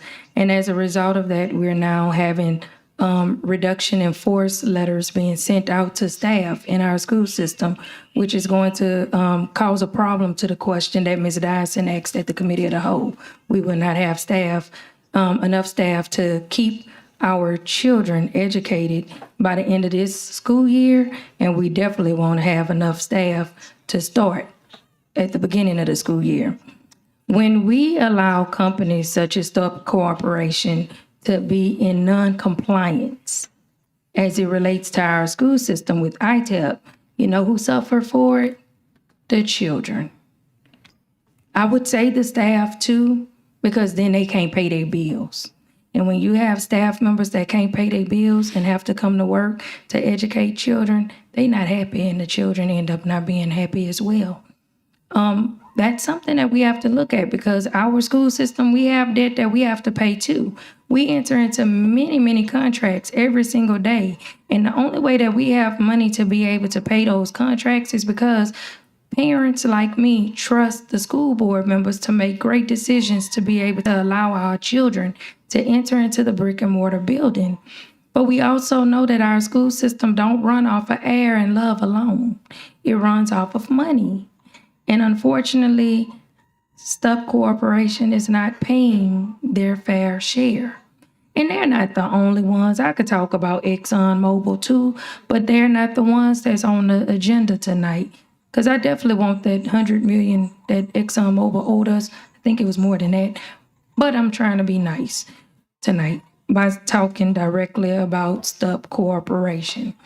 So we need to actually have a penalty put on corporations such as Stubb when they fail to adhere to their legal obligation. And as board members, we do have ethical grounds that we actually have to deal with. So I think that we have to look at that when Stubb Corporation is failing to adhere to it, that they're not just committing failing to adhere to the legal obligation, they're also showing a display of a violation of ethics. And so we definitely should make sure that there's a penalty, and not just to them, but to every entity that comes to us that fail to adhere to what they're supposed to do legally, and let's provide the funding. So let's make an example out of them, and therefore we'll be starting on a great note for the upcoming school year. Thank you. Thank you, Ms. Corley. Any other comments on the Valencia Johnson, President of East Baton Rouge Parish Association of Educators. We should not be allowing Stubb a free pass. Everybody experienced staff shortages. Even East Baton Rouge Parish exhibited staff shortages during the pandemic. We're getting ready to go into our budget talks. And we're going to have staff shortages. We have all of these charter schools opening, and we're not going to have the funds. Is Stubb going to help us then? Who's going to help East Baton Rouge Parish? What about our children? Every student, every day. We need to make sure that we are taking care of home. If we don't have it in our budget to manage our own budget, why are we giving money away? We can't allow it. We can't do it. And lots of you all, every time we have an ITAP exemption, whatever the company says, oh, we can't do this, but they have revenue. They have millions in revenue. Their books show millions in revenue. East Baton Rouge Parish does not have millions in revenue at all. We're probably looking at a deficit. Y'all need to be thinking about that when y'all pass this, because y'all can pass it. We know, but we have to go on record to say that you need not to. Thank you. Thank you. Any other comments from the audience? Seeing none, back to the board. Madam Secretary, please conduct the vote. Please vote.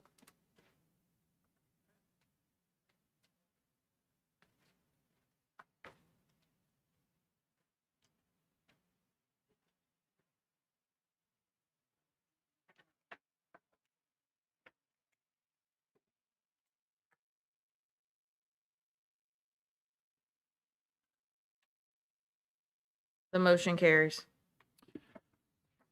We move now to item I2. Discussion consideration of a request to appeal a student expulsion. Can you help us walk? It's been a long time. Yes, sir.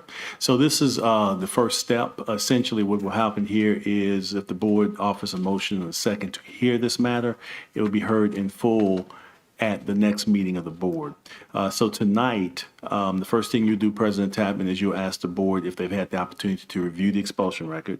If no one objects, you'll ask for a motion and a second to hear the appeal. If there's no motion or second, the superintendent's recommendation stands. And there's no comment required because there's no formal vote of the board. Is there any as a board?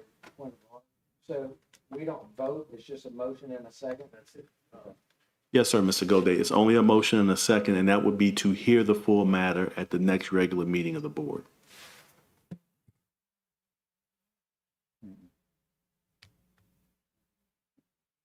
So is there a motion from the board?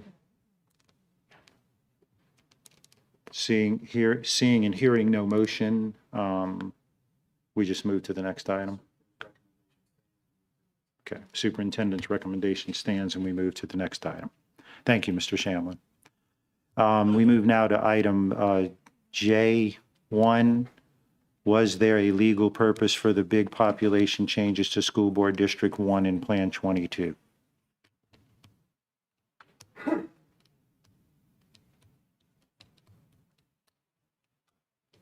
I don't see Mr. Floyd in the audience.